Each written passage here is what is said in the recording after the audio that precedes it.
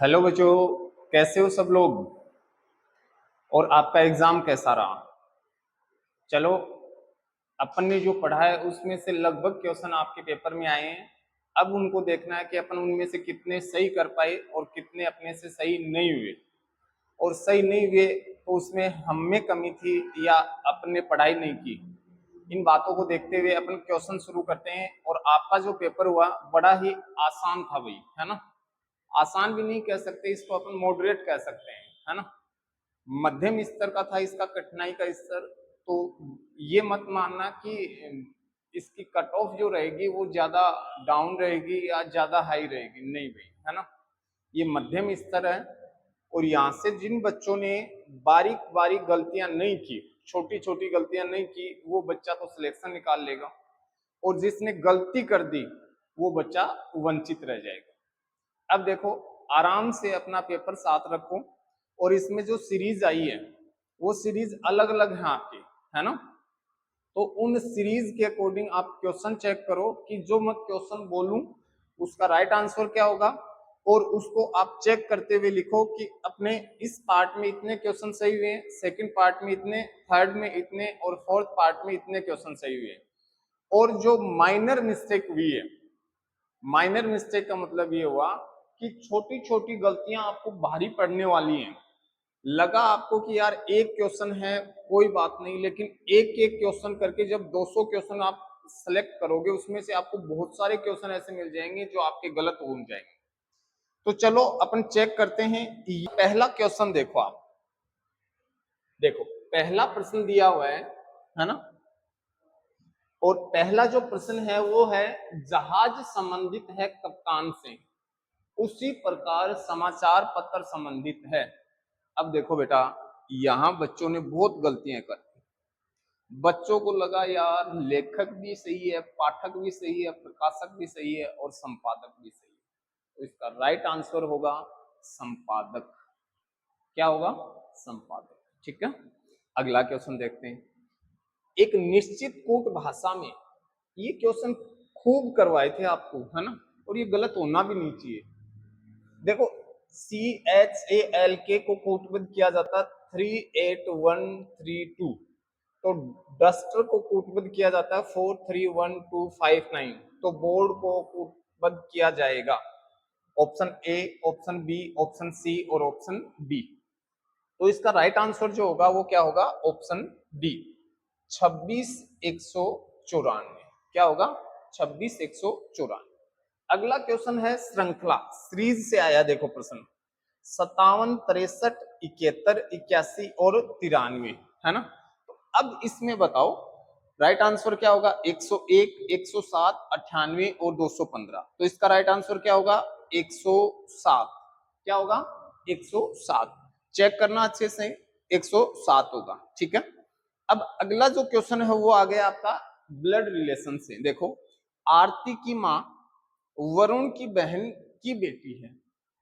वरुण की माँ आरती की माँ से कैसे संबंधित है? तो बताओ कैसे संबंधित है? नानी, माँ, बेटी और बहन। तो बेटा इसका राइट आंसर क्या होगा? नानी। क्या होगा? नानी। ठीक है ना। तो इसमें अपन डिटेल ज्यादा नहीं करने वाले क्योंकि ये लंबा सेशन हो जाएगा फिर, है ना। चलो अगला क्वेश्चन देखते हैं अपन। अगला क्वेश्चन देखते हैं अपन। और अगला जो क्वेश्चन रहेगा अपना, वो क्वेश्चन देखते हैं क्या है।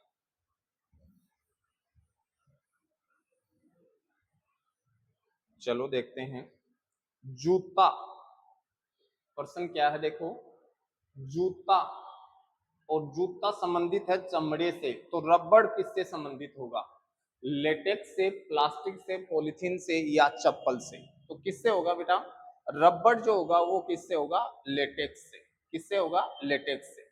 अब देखो, निम्नलिखित में से कौन सा वेन आरेख पुरुष, महिला और शिक्षकों के मध्य सही संबंध दर्शाता है? तो बताओ क्या होगा इसमें?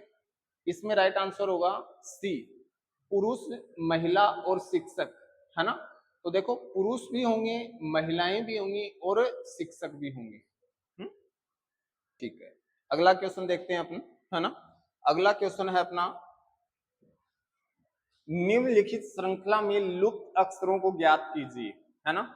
ये देखो, ये वाली जो सीरीज आई है ये आपकी आई है अल्फाबेट वाली सीरीज, है ना, नंबर सीरीज नहीं है, ये अल्फाबेट सीरीज है। और इसमें राइट आंसर क्या होगा बताओ भाई, क्या होगा इसमें? ए बी सी या डी, कौन सा होगा बताओ? इसका राइट आंसर जो रहेगा आपका वो रहेगा बी। क्या रहेगा? बी वाला, है ना, सेकंड पार्ट रहेगा इसका बी। अब देखो, निम्नलिखित में से सबसे बड़ी संख्या कौन सी है? कौन सी है भाई सबसे बड़ी संख्या, बताओ कौन सी है ना? तो इसमें सबसे बड़ी संख्या जो होगी वो होगी सी, 19/21। कितनी होगी? 19/21। अगला क्वेश्चन देखो, 31 दिनों वाले एक महीने में तीसरा गुरुवार 16 तारीख को पड़ता है, महीने का आखिरी दिन कौन सा होगा? बताओ, महीने का आखिरी दिन कौन सा होगा?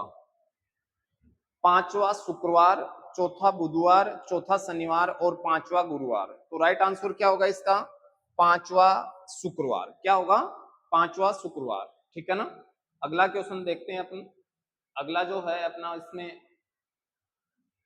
क्वेश्चन कौन सा है वो देखते हैं, है ना। अगला देखो, दिए गए संयोजन की एक जल छवि से मेल खाता हुआ विकल्प चुनिए। देखो इसने क्या पूछा आपसे, इसने पूछा है कि ये जल प्रतिबिंब, क्या पूछ लिया? जल प्रतिबिंब।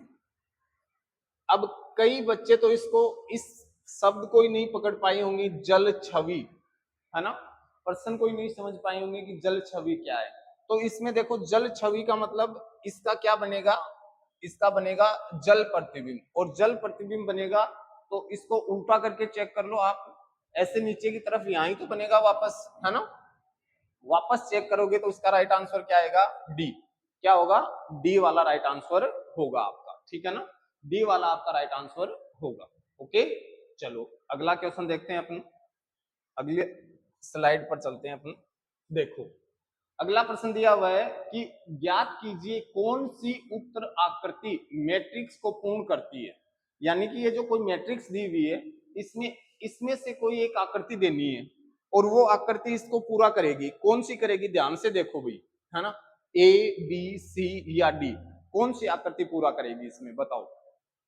तो इसमें डी वाली जो आकृति है वो इसका कंप्लीट करेगी इसको, है ना। ध्यान से देखोगे तो इसमें कोई लॉजिक है, वो लॉजिक आपको मिलेगा और उससे आप देखोगे तो राइट आंसर क्या आएगा? डी आएगा। ठीक है।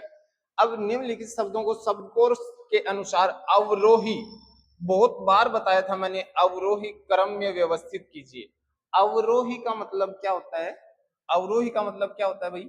बड़े से छोटा। मैंने खूब बताया था भाई, खूब बताया था। ये क्वेश्चन तो मैंने 1-2 दिन पहले भी, एग्जाम से पहले भी करवाए थे, है ना। तो इसमें सही आंसर बताओ भाई क्या होगा, है ना। इसमें से निम्नलिखित शब्दों को शब्दकोश के अनुसार अवरोही क्रम में व्यवस्थित करें। तो देखो इसमें आप बताओ कौन सा सही होगा? ए वाला सही होगा, बी वाला सही होगा, सी वाला या डी वाला? क्या सही होगा बताओ इसमें? तो इसमें राइट आंसर होगा आपका बी नंबर। कितना होगा? बी। सेकंड पार्ट होगा इसमें बी वाला। अगला क्वेश्चन है, यदि फुटबॉल को हॉकी, हॉकी को बास्केटबॉल, बास्केटबॉल को क्रिकेट तथा क्रिकेट को कबड्डी कहा जाता है तो मेजर ध्यानचंद ने कौन सा खेल खेला? देखो भाई, बहुत अच्छा क्वेश्चन है ये। क्वेश्चन बहुत अच्छा है, खूब अभ्यास करवाया भी था इन क्वेश्चनों का मैंने, है ना। आपको बहुत अभ्यास करवाया था ऐसे प्रश्नों का। तो ये क्वेश्चन बताओ भाई, ये वाला क्वेश्चन बताओ। मेजर ध्यानचंद, एक्चुअल में मेजर ध्यानचंद जो थे वो किससे थे? हॉकी से, है ना, हॉकी से। लेकिन इसमें कूट कर दिया कि हॉकी को क्या कह रखा है? बास्केटबॉल। तो मेजर ध्यानचंद का संबंध किससे होगा? बास्केटबॉल से होगा, है ना। मेजर ध्यानचंद को हॉकी का जादूगर भी कहते हैं भाई, है ना।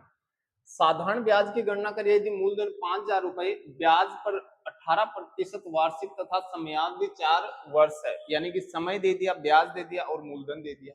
आपको क्या निकालना है? साधारण ब्याज निकालना है। कितना होगा भाई बताओ? 3600 रुपए, 3200 रुपए, 2250 रुपए या फिर 11,111? तो इसका राइट आंसर क्या होगा? 3600 रुपए। 4 वर्ष में 3600 रुपए होंगे। एक घड़ी में घंटे की सुई और मिनट की सुई की के बीच का कोण ज्ञात करें जब समय कितना हो? 4:10 हो। तो कितना होगा भाई बताओ? कितना होगा? थोड़ा सा भी दिमाग लगाते ना आप, थोड़ा सा भी, तो आपका दिमाग सही काम करता। क्यों? क्योंकि देखो यहाँ 6 बज रहे हैं, यहाँ 12 बज रहे हैं। अब समय क्या है, ये 4 बज गए और 10 मिनट ये है, यानी कि 12 1 2 पर आएगी। कहाँ आएगी? 2 पर आएगी। अब ये कोण देख लो कितने डिग्री का है, ये कितने डिग्री का होगा? 65 डिग्री का होगा। कितना होगा? 65 डिग्री का होगा। अच्छा, निम्नलिखित में से कौन सा अधिवर्ष है? निम्नलिखित में से कौन सा अधिवर्ष है? अधिवर्ष का मतलब क्या होता है? लीप वर्ष, है ना। और लीप वर्ष में देखो 1800, 2000, 2016 और 1997। तो इसमें क्या होगा? 2016। इसका सीधा सा फंडा एक ही है कि 4 का भाग जाए वो लीप वर्ष होता है। अगला प्रश्न देखो अपना, अगला प्रश्न देखो क्या दिया हुआ है कि निम्नलिखित में से कौन सी संख्या दी गई आकृति में प्रश्न चिन्ह के स्थान पर आएगी, है ना। तो इसमें देखो खाली स्थान कोई लॉजिक बन रहा है, उस लॉजिक से ये बताओ कि यहाँ कौन सी आकृति आएगी, नहीं नंबर कौन सा आएगा, 63, 54, 12 या 24। तो इसमें क्या आएगा आपका? 54। अगला देखो, वह आकृति ज्ञात कीजिए, क्या लिखा हुआ है कि वह आकृति ज्ञात कीजिए जो अन्य सभी आकृतियों से भिन्न है। वह आकृति ज्ञात कीजिए जो अन्य सभी आकृतियों से भिन्न है। चलो कौन सी है बताओ भाई, इसमें कौन सी रहेगी, है ना। इसमें देखो ये कटी हुई आकृति है, बाकी कंप्लीट है, तो ये वाली हो जाएगी 1 नंबर आकृति जो है वो आपकी क्या हो जाएगी? अन्य आकृतियों से भिन्न हो जाएगी। ठीक है, अगला क्वेश्चन देखते हैं अपन। अगला क्वेश्चन है, पिता की आयु उसके पुत्र की आयु की 3 गुनी है। 5 वर्ष बाद पिता की आयु का 2 गुना पुत्र की आयु का 5 गुना होगा। पिता और पुत्र की वर्तमान आयु ज्ञात कीजिए। यानी कि पिता और जो पुत्र है उसकी वर्तमान आयु क्या होगी? 45-15। कितनी होगी? 45-15। ठीक है, आर का घर एम के घर के ठीक सामने है। आर उत्तर पूर्व की ओर जाता है और एम के घर पहुंचता है। यदि एम को आर के घर जाना है तो एम को किस दिशा में जाना चाहिए? दक्षिण पश्चिम में, उत्तर पश्चिम में, दक्षिण पूर्व में या उत्तर पूर्व में? तो इसमें किस दिशा में जाना चाहिए? दक्षिण पश्चिम में जाना चाहिए, है ना। एक आयताकार मैदान की एक भुजा 16 मीटर है और इसका एक विकीर्ण 20 मीटर है। मैदान का क्षेत्रफल ज्ञात कीजिए, है ना। तो 188 मीटर स्क्वायर, 196 मीटर स्क्वायर, 192 और 200। तो राइट आंसर बताओ भाई इसका क्या होगा? इसका राइट आंसर होगा 192, है ना। कितना होगा? 192। श्रृंखला में विलुप्त संख्या ज्ञात कीजिए। 12, 12, 24, 72, 288। क्या होगा भाई बताओ? तो इसका राइट आंसर क्या होगा? 1440, है ना। श्रृंखला को देखें, 2, 1, 1/2, 1/4। अब देखो इसमें अगली श्रृंखला क्या आएगी? 1/2, 1/8, 2/8, 1/16। तो इसमें क्या आएगा? 1/8। क्या आएगा? 1/8। ओके, अगला क्वेश्चन देखते हैं अपन। अगला जो प्रश्न है उसमें दिया हुआ है, क्या दिया हुआ है चलो देखते हैं, है ना। चलो इसको देखते हैं अपन। नीचे दिए गए शब्दों को उनके उचित क्रम में व्यवस्थित कीजिए। सुबह, चेहरा धोना, दांत साफ करना और स्नान करना। बताओ भाई, अब ये क्वेश्चन भी जिसने गलत कर दिया ना तो उसका कोई इस दुनिया में कोई कुछ नहीं कर सकता। क्या होगा बताओ? इसका राइट आंसर होगा ABCD। सबसे पहले सुबह, सुबह उठते ही चेहरा धोएगा, दांत साफ करेगा, फिर क्या करेगा? स्नान करेगा। ठीक है, तो इसका राइट आंसर क्या होगा? डी। यदि किसी एक निश्चित कूट भाषा में नेम को MZLD लिखा जाता है तो उसी भाषा में पियोन को कैसे कूटबद्ध करेंगे? बताओ भाई कैसे करोगे, है ना। तो इसका राइट आंसर क्या होगा? फर्स्ट 1 नंबर होगा। निश्चित कोड में टाइगर को QDFHS लिखा जाता है, उसी कोड में फिश को कैसे लिखा जाएगा, है ना। तो कैसे लिखा जाएगा बताओ? फिश को लिखेंगे GRHE। क्या लिखेंगे? GRHE। रिक्त स्थान ज्ञात कीजिए। P21, J28, G19। तो अब अगली संख्या बताओ भाई क्या होगी, है ना। तो इसमें होगी A26। क्या होगी? A26। कौन सा शब्द दूसरों से संबंधित नहीं है? इंच, ओस, सेंटीमीटर और गज। तो ये नहीं है ओस, है ना, ओस नहीं है, क्योंकि ये सारे के सारे क्या है, दूरी मापने के मापक है, गज में, सेंटीमीटर में या इंच में। जबकि ओस जो होती है वो बूंद, जल की एक बूंद होती है, उसको कहते हैं ओस। ठीक है ना। अगला क्वेश्चन देखते हैं अपना। एक घड़ी अपराह 3:30 का समय दिखाती है। यदि यदि मिनट की सुई हर घंटे 2 मिनट आगे बढ़ती है तो सुबह 4 बजे तक घड़ी कितने मिनट आगे बढ़ जाएगी? ये क्वेश्चन बताओ भाई, है ना। कितने मिनट बढ़ जाएगी भाई? 25 मिनट बढ़ जाएगी, है ना। याद रखना कितने मिनट है? 25 मिनट। कथन, क्या एकल परिवार संयुक्त परिवार से बेहतर है? नहीं, संयुक्त परिवार सुरक्षा सुनिश्चित करते हैं और काम का बोझ भी कम करते हैं। हाँ, एकल परिवार अधिक स्वतंत्रता सुनिश्चित करते हैं। तो इसका राइट आंसर बताओ क्या होगा, है ना। केवल तर्क एक मजबूत है, केवल तर्क दो मजबूत है, न तो एक और न ही दो मजबूत है, तर्क एक और दोनों मजबूत हैं। तो इसका राइट आंसर क्या होगा? न तो तर्क एक और न ही तर्क दो मजबूत है ना।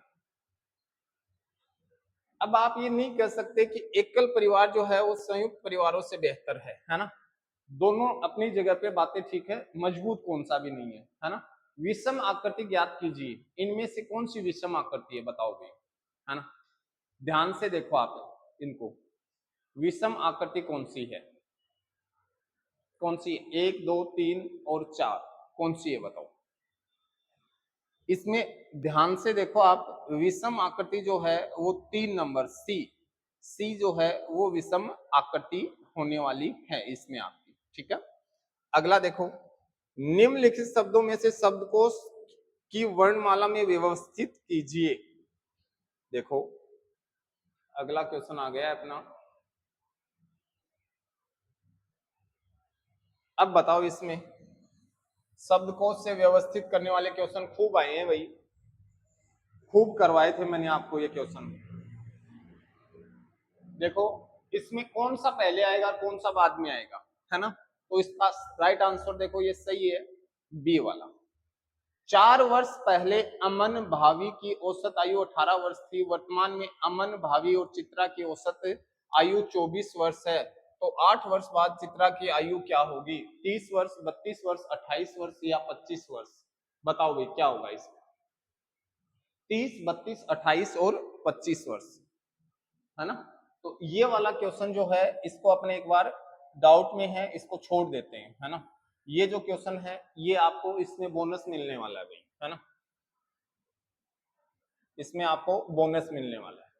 अगला लिखो, यदि सप्ताह के 6 दिन के लिए 10 श्रमिकों की मजदूरी 1200 रुपए है तो 4 श्रमिकों की एक दिन की मजदूरी क्या होगी? बताओ, 40 रुपए, 32 रुपए, 80 रुपए या 24 रुपए? तो इसमें क्या होगा? 80 रुपए। कितना होगा? 80 रुपए होगा। ठीक है। समीकरण में अक्स के स्थान पर क्या आना चाहिए? 12, 14, 144 और 196। तो इसमें क्या आएगा? 144। निम्नलिखित 4 में से कोई 3 अंक समान है किंतु एक अंक समान नहीं है, कौन सी अंक संख्या समान नहीं है? 49, 331, 25 और 81। तो इसमें कौन सी सही नहीं है? 331। निम्नलिखित श्रृंखला को पूर्ण कीजिए, 53, 53, 40, 40, 27, 27। तो अब बताओ अगली संख्या कौन सी होगी? बताओ भाई अगली संख्या कौन सी होगी? 37 में 14, 12, 13 और 11। तो इसमें कौन सी होगी? 14। कौन सी संख्या होगी? 14 होगी। ठीक है।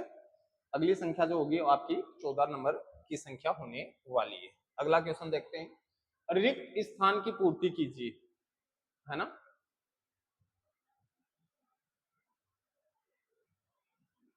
रिक्त स्थान की पूर्ति कीजिए और ऑप्शन क्या दिए हुए हैं देखो, चंद्रमा, सैटेलाइट, पृथ्वी।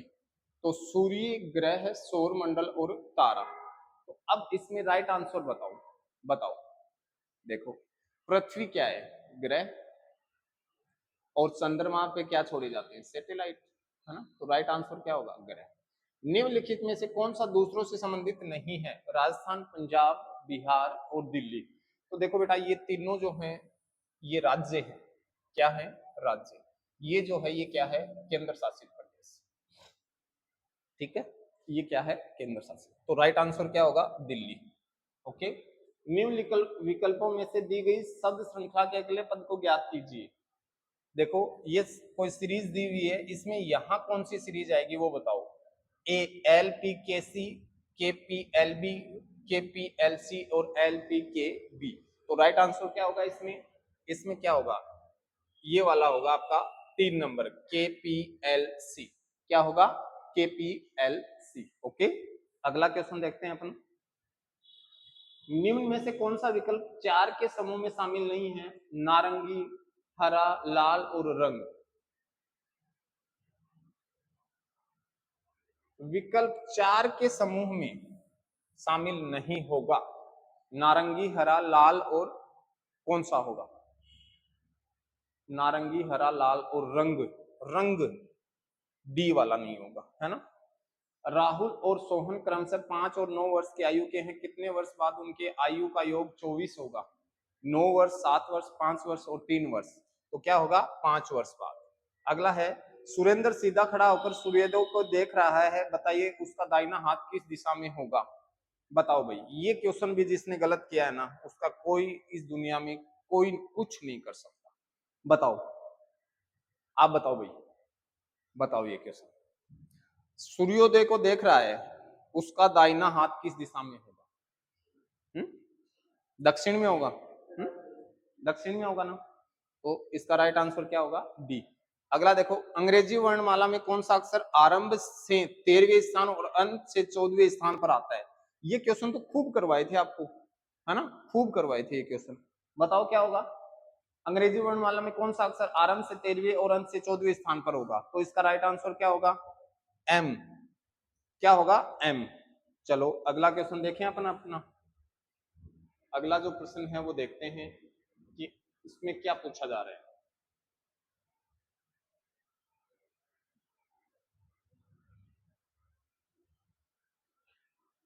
प्रश्न क्या पूछ रहा है, देखो, गीता है ना, गीता सीता से बड़ी है, शीला गीता से बड़ी है, मालती शीला और सीता से बड़ी है, इन सब सभी में सबसे बड़ी कौन है। कौन है भाई, मालती बड़ी है। रिक्त स्थान की पूर्ति कीजिए, व्यक्ति, जीवनी, राष्ट्र। राष्ट्र, राष्ट्र का क्या होता है, इतिहास होता है बेटा राष्ट्र का। तो व्यक्ति अपनी जीवनी लिखता है, राष्ट्र अपना इतिहास लिखता है ना। निम्न अंग्रेजी शब्दों को वर्णानुक्रम के व्यवस्थित करें और अंत में आने वाले शब्द को चुनिए। सबसे अंत में कौन सा आएगा बताओ भाई। तो इसमें सबसे अंत में आएगा ए वाला, है ना, ए वाला मैंने खूब बताए थे, ए ए ए। फिर सेकंड देखो सी सी सी, फिर देखो अगला कौन सा है, उसके अकॉर्डिंग देखो कि सबसे लास्ट में कौन सा आएगा, ए वाला। रिक्त स्थान की पूर्ति कीजिए, बंदूक, गोली, चिमनी। चिमनी क्या छोड़ेगी, धुआं छोड़ेगी। नीचे दिए गए शब्दों को सार्थक क्रम में व्यवस्थित कीजिए, प्रस्तुति, अनुशंसा, आगमन, चर्चा और परिचय। चिमनी में बंदूक से गोली और चिमनी मैदान, नहीं इसमें धुआं होगा, है ना, इसमें धुआं होगा, कंफर्म सही है ये। अगला देखो, विषम का चयन कीजिए, ईमानदार, उचित, न्याय संगत, ये वाला रह गया ना। नीचे दिए गए शब्दों को सार्थक क्रम में व्यवस्थित कीजिए, प्रस्तुति, अनुशंसा, आगमन, चर्चा और परिचय। अब देखो ये प्रश्न बहुत अच्छा है, इसका राइट आंसर बताओ क्या होगा। इसका राइट आंसर होगा सेकंड नंबर, बी वाला, है ना। सबसे पहले क्या होगा, आगमन होता है किसी चीज का। आते ही जैसे आप किसी के पास जाते हो तो सबसे पहले आप वहां पहुंचते हो, फिर अपना परिचय देते हो, है ना, फिर क्या करते हो, परिचय, और फिर आप चर्चा करते हो, चर्चा के बाद आप प्रस्तुति देते हो और लास्ट में आपकी अनुशंसा की जाती है। विषम का चयन कीजिए, ईमानदार, उचित, न्याय संगत और पक्षपातपूर्ण, है ना। तो इसमें क्या होगा भाई बताओ, ईमानदार, न्याय संगत, पक्षपातपूर्ण और उचित। तो इसमें ये जो है ना, ये गलत है। इससे कैसे है गलत, देखो, ईमानदार व्यक्ति कभी भी अनुचित कार्य नहीं करता, उचित कार्य करता है और न्याय संगत कार्य करता है। और जो ईमानदार व्यक्ति नहीं है वो क्या करता है, पक्षपातपूर्ण रवैया अपनाता है। तो इसका राइट आंसर क्या होगा, पक्षपात पूर्ण होगा। ठीक है, अब आ जाओ अपने यहां तक काउंट करो कि 50 में से आपके क्वेश्चन सही कितने बन रहे हैं, और इन 50 क्वेश्चन में से मेरे को जहां तक लग रहा है 2-4 क्वेश्चन ऐसे थे जो अपन ने नहीं पढ़े हों, 2-4 भी नहीं, एक तो ये वाला समय काम मजदूरी वाला नहीं पढ़ा अपन ने, है ना, ये क्वेश्चन अपन ने नहीं पढ़ा था भाई। बाकी मुझे लग नहीं रहा कि ऐसा कोई प्रश्न हो जो अपन ने पढ़ा नहीं हो, है ना, बाकी लगभग अपन ने क्वेश्चन पढ़, एक वो जो साधारण ब्याज का था वो क्वेश्चन अपन ने नहीं पढ़ा, है ना, 2 क्वेश्चन ऐसे हैं जो अपन ने पढ़े नहीं, बाकी लगभग क्वेश्चन अपने सही होने चाहिए। ठीक है, अगला क्वेश्चन देखते हैं अपन। अब देखो ये आ गया, और इसमें जिस बच्चे ने गलत किए हैं वो तो ये मान लो कि कोई इलाज ही नहीं है। पृथ्वीराज रासो किसके द्वारा लिखी गई?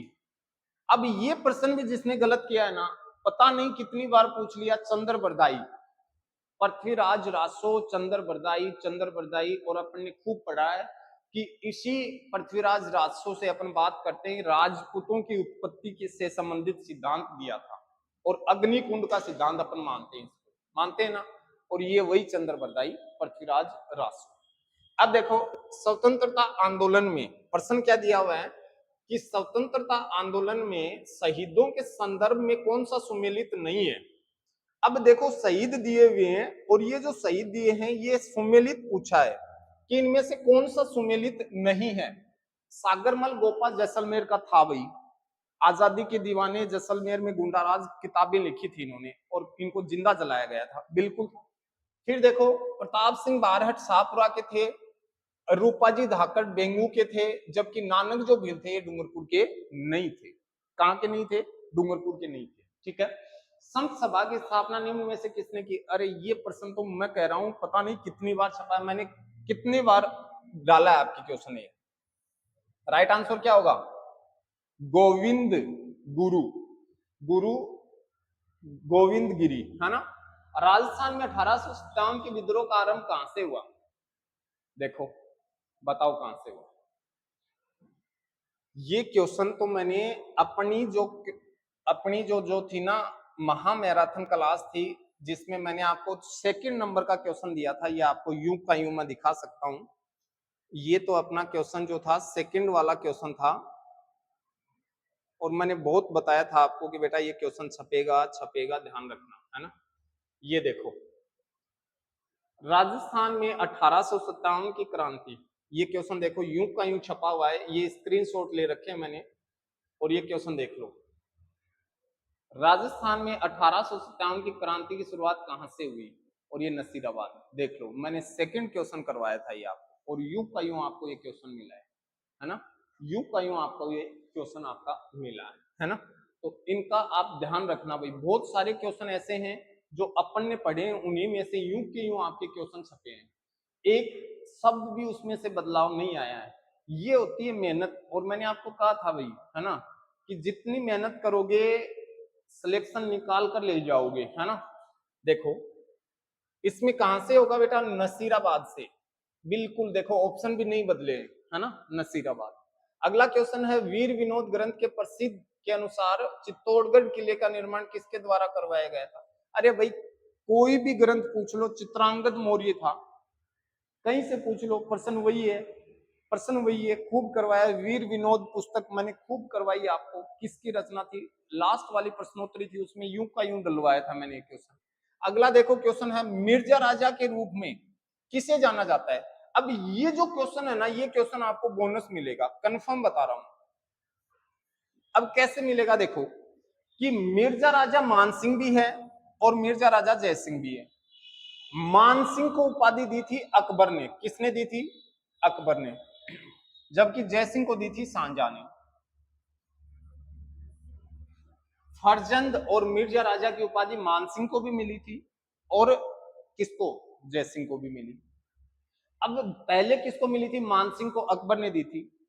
तो ये क्वेश्चन विवादित होगा, कंफर्म विवादित होगा, और इसके नंबर सबको मिलेंगे भाई, है ना। जिसने जयसिंह किया है उसका भी सही है, जिसने मानसिंह किया है उसका भी सही है, कोई टेंशन वाली बात नहीं।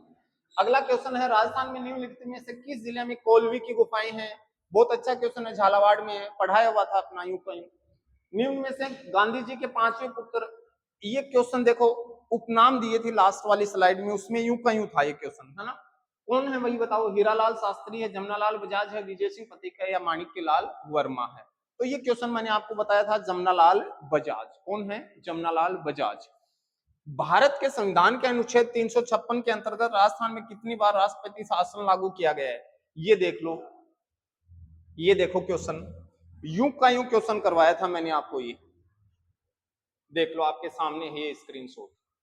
देखो इसमें क्या लिखा हुआ है, राजस्थान में राष्ट्रपति शासन कितनी बार लगाया गया, देख लो। बस इसने इसके साथ आर्टिकल सब जोड़ दिया और वो क्वेश्चन वही है। भाई राष्ट्रपति शासन कितनी बार लगाया वही पूछा है।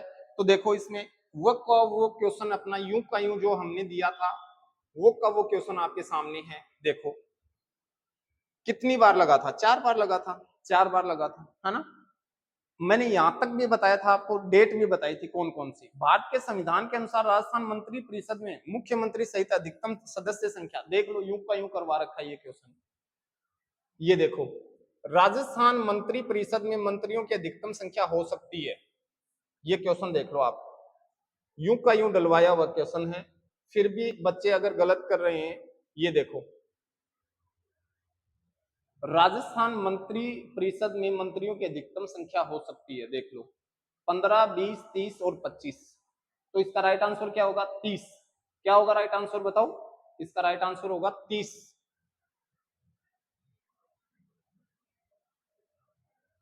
ये स्क्रीनशॉट इसलिए है कि कई बार क्या है कि लोगों को विश्वास नहीं होता है कि ऐसा क्या है डिवाइन में जो हम डिवाइन ही क्यों ज्वाइन करें, है ना। झूठ बोलने वाले लोग क्या है अक्सर गुमराह कर देते हैं बच्चों को। 12वीं पास करके जो बच्चे आते हैं घर से, उनको पता ही नहीं होता है कि अच्छा क्या है हमारे लिए और बुरा क्या है। तो बहुत से लोग केवल एक व्यापार के नजरिए से बच्चों से जुड़ते हैं और इसी कारण बच्चों का सिलेक्शन लेना मुश्किल हो जाता है। अब ये क्वेश्चन देखो आप, यू के यू जो क्वेश्चन है ना आपके सामने दिखा रहा हूं, आप कभी भी चेक कर लेना, प्लेलिस्ट में जाना, महा मैराथन के नाम से क्लास है, आज भी उसके ऊपर ये क्वेश्चन आपको मिल जाएंगे। प्रश्नोत्तरी से कम 20 क्वेश्चन आए हैं। चलो अगला देखते हैं। तो भारत के संविधान के अनुसार कितने होंगे? 30।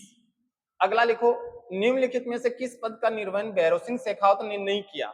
वो भारत के उपराष्ट्रपति रहे हैं, वो राजस्थान के मुख्यमंत्री भी रहे हैं, राजस्थान विधानसभा के अध्यक्ष और राजस्थान विधानसभा के प्रोटेम स्पीकर। तो बेटा जी इसमें वो अध्यक्ष नहीं रहे, क्या नहीं रहे? अध्यक्ष नहीं रहे। तो इसका राइट आंसर क्या होगा? सी, बम नृत्य। बम नृत्य कहां का है? खूब बताया था मैंने, कहां का है? अलवर और भरतपुर का, है ना। कहां का है बम नृत्य? अलवर और भरतपुर का है ना। खूब करवाया था मैंने, बम नृत्य है, ढोल नृत्य, खूब बताए थे मैंने आपको। अगला क्वेश्चन देखते हैं अपन। देखो ये क्वेश्चन तो मैंने जो अपनी प्रश्नोत्तरी शुरू की थी उसकी पहली क्लास का पहला प्रश्न था, गणगौर मनाया जाता है, कक्षा 6 का लास्ट चैप्टर था ये। हमारी राजस्थान वाली जो बुक है ना उसमें लास्ट चैप्टर में पहला क्वेश्चन दिया था, गणगौर माह किस माह में मनाई जाती है? चैत्र माह में। गणगौर ये देख लो आपके सामने है, देखो गणगौर माह, इसमें मैंने आपको बताया था गणगौर माह का, आपको दिखाता हूं मैं स्लाइड दिखाता हूं, ये वाली स्लाइड देखो आप। पहला ही क्वेश्चन डाल रखा था कि गणगौर का त्योहार मनाया जाता है, और जिसमें मैंने आपको बताया था गण और गौर, यानी गण शिव का प्रतीक है और गौर जो है वो पार्वती का प्रतीक है। और ये जो पहली प्रश्नोत्तरी थी इसी में अपने डाला था, पहला ही क्वेश्चन था यूं का यूं, देखो ये आपका प्रिंट हुआ है एग्जाम में, यूं का यूं छपा है ये प्रश्न, है ना। तो मैंने आपको कहा था भाई ये जो प्रश्नोत्तरी आपके बहुत काम आने वाली है। क्यों? क्योंकि एग्जामिनर जो है वो आपके इन्हीं में से प्रश्न उठाता है, जितने भी प्रश्न उठाएगा वो आपके इन्हीं में से उठाएगा। तो देखो किस माह में आएगा? चैत्र माह में। किस माह में आया? चैत्र माह में, है ना। अगला क्वेश्चन देखो, पुस्तक और लेखक के निम्नलिखित युग में से कौन सा सुमेलित नहीं है? अब कौन सी पुस्तक है और कौन सुमेलित नहीं है ये देखते हैं। हरिकेली विग्रह राज चतुर्थ की है, और मैंने आपको ये भी बताया था कि इसकी पंक्तियां कहां किस किस समाधि पर अंकित है, मैंने बताया था ये क्वेश्चन आपको। गोरा बादल की चौपाई, हेमरत्न सूरी, रसिक प्रिय, महाना कुंभा और आनंद विलास, कौन सा गलत है इसमें बताओ? इसमें आनंद विलास गलत है ना। फिर आ जाओ आप, अगला क्वेश्चन है, निम्नलिखित में से किस कला विद्या में अपने अमूल्य योगदान के लिए श्रीलाल जोशी को पद्म श्री से सम्मानित किया? आनंद विलास जसवंत सिंह की है, बिल्कुल मुझे पता है ये बात, हरिभूषण की नहीं है ना। फिर अगला देखो, ये जो श्रीलाल जोशी हैं, इसमें बताओ कौन किससे संबंधित है ये?